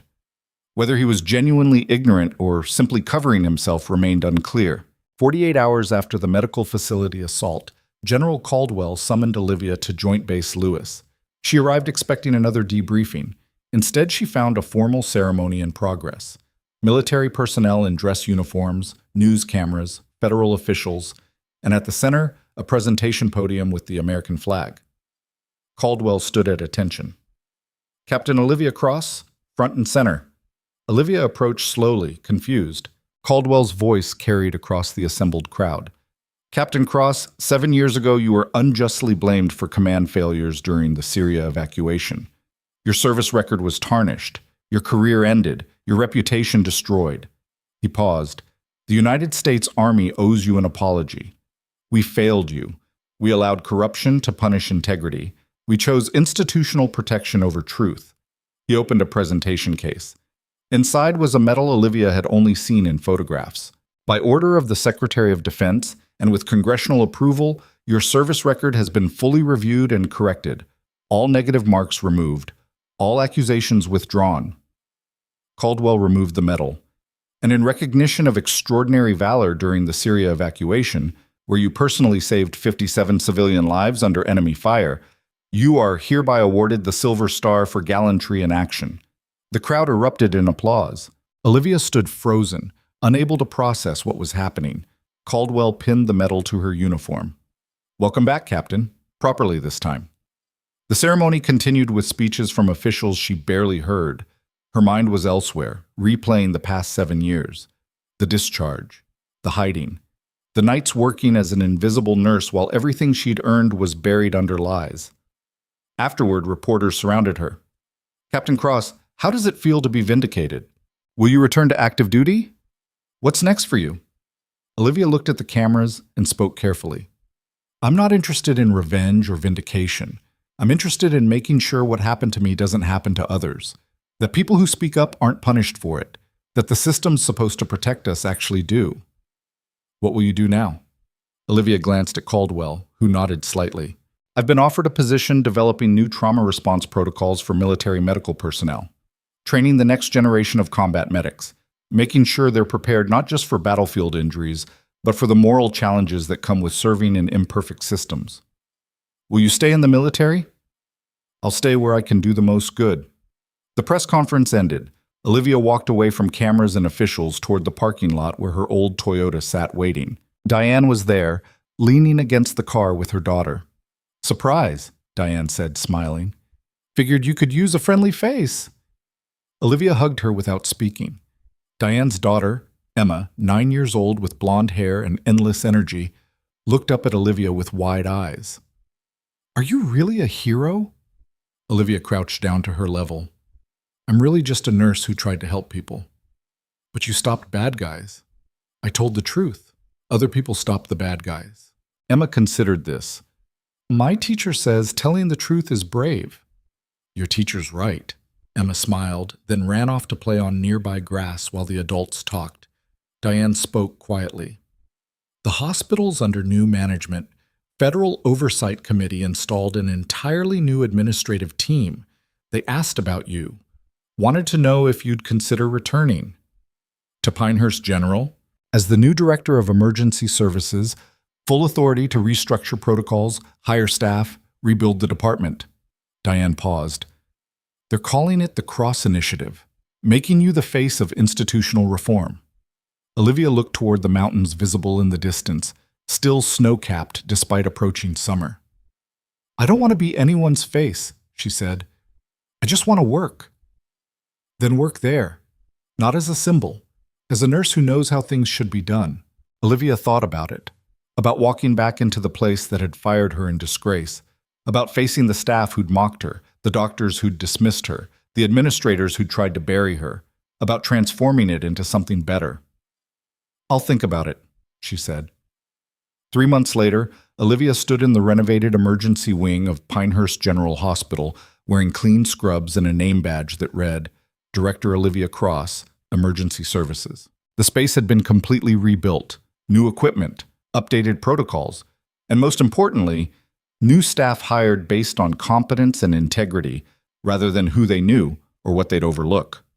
She walked through the trauma bay where she'd once been publicly humiliated, past the operating room where she'd saved Thomas Garrett's life, into the administrative office where she'd been fired. Her office now. On the wall hung her silver star, alongside photographs of the medical team she'd assembled. Young nurses learning from veterans, doctors who'd earned their positions through skill rather than arrogance, support staff who understood that patient care came before institutional protection. A knock on the door. Dr. Marcus Hale stood in the hallway, looking uncomfortable. "Director Cross, do you have a moment?" Olivia gestured to a chair. "Make it quick." Hale sat, clearly struggling with what to say. "I wanted to apologize, properly, not through text messages or intermediaries." He met her eyes. "I was arrogant, dismissive. I treated you terribly because I was too proud to consider that someone with less formal authority might know more than me." "Yes," Olivia said simply. "You did. I've spent the past 3 months reviewing my own practices, looking at cases where I might have missed things because I didn't listen to nurses or questioned my own assumptions." He paused. "I found 12 instances where I made potentially dangerous decisions because I ignored input from staff I considered beneath me. And I'm trying to be better. I've enrolled in communication training, joined peer review boards, started actually listening during rounds." Hale looked down. "I know I can't undo the damage, but I'm asking if you'd be willing to let me try." Olivia studied him. The arrogance was gone, replaced by something that looked like genuine humility. "You're still working here?" she asked. "Probationary basis. New administration agreed to keep me on if I proved I could change." "And can you?" "I don't know yet, but I want to try." Olivia stood, ending the conversation. "Then try. Show me through actions, not words. Treat every person in this hospital with the respect they deserve. And if I ever see you humiliate a staff member the way you did me—" She let the threat hang unfinished. Hale nodded and left quickly. Olivia returned to her desk and pulled up patient charts. The work never stopped. Trauma cases, emergency admissions, the constant flow of human crisis that defined hospital emergency departments. But now she could do it right. Now she had the authority to protect the people doing the work. Now she could make sure that when someone spoke up about dangerous practices or questioned harmful orders, they were heard instead of silenced. Her phone buzzed. Message from Thomas Garrett. "Trial date set, 6 months from now. They're offering plea deals, but I'm refusing. Want to see this through properly." Olivia typed back, "Good. Make them earn every conviction." Another message, this one from General Caldwell. "Congressional hearing on military medical reform scheduled for next month. They want you to testify. Interested?" Olivia smiled slightly and replied, "Send me the details." The emergency bay doors slammed open. Paramedics rushed in with a critical patient, car accident, multiple trauma, bleeding heavily. Olivia was already moving, her training and experience taking over automatically. "What do we have?" she called out. 23-year-old male, ejected from vehicle, significant blood loss. Olivia assessed quickly, issuing orders to her team with the calm authority of someone who'd kept soldiers alive in war zones. The new nurses responded immediately, working together with precision. No hesitation, no dismissiveness, no one questioning whether she knew what she was doing, just professional medical care delivered by people who trusted each other. The patient stabilized. Olivia stepped back, letting her team handle the transfer to surgery while she documented the case. Outside the trauma bay windows, sunset painted the Montana sky in shades of orange and gold. The mountains stood eternal and indifferent, same as they'd been 8 months ago when Olivia had worked these same halls invisible and exhausted. But everything else had changed. She'd been fired, hunted, nearly killed multiple times. She'd exposed corruption that had infected institutions for over a decade. She'd forced the powerful to answer for their crimes. She'd reclaimed her name, her reputation, her right to be heard. Not because she was perfect, not because she never made mistakes, but because when she saw something wrong, she refused to stay silent just to survive. A young nurse approached nervously. "Director Cross, I have a question about one of the cases. The dosage seems unusual. I wanted to check before administering." Olivia looked at the chart. The nurse was right. The prescription was incorrect, likely a typo but potentially dangerous. "Good catch," Olivia said. "Contact the prescribing physician and have them correct it. Don't administer anything until it's verified." The nurse hesitated. "The doctor he's not always receptive to questions." "Then tell him I authorized the delay. If he has a problem with proper safety protocols, he can discuss it with me directly." Olivia met the young nurse's eyes. Never administer something you know is wrong just because someone with more authority told you to. Your job is to protect patients, not protect egos. The nurse smiled, relieved. "Thank you." She walked away with visible confidence. Olivia watched her go and felt something she hadn't experienced in years. Hope. Not the naive kind that believed systems would fix themselves, but the hard-earned kind that understood change required constant effort from people willing to fight for it. The emergency bay doors opened again. More patients, more crises, more opportunities to save lives and build something better than what had existed before. Olivia pulled on fresh gloves and returned to work, because that's what heroes actually did. Not grand gestures or dramatic speeches, just showing up, day after day. Doing the right thing even when it was hard, especially when it was hard, and making sure the next person who spoke up wouldn't have to fight alone. Outside, the last light faded from the sky.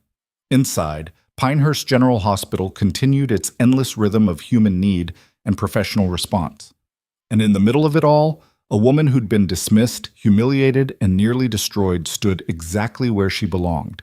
Not because anyone had given her permission, but because she'd taken back what was always hers, the right to serve with dignity, to lead with integrity, and to prove that silence isn't safety. It's just another form of surrender.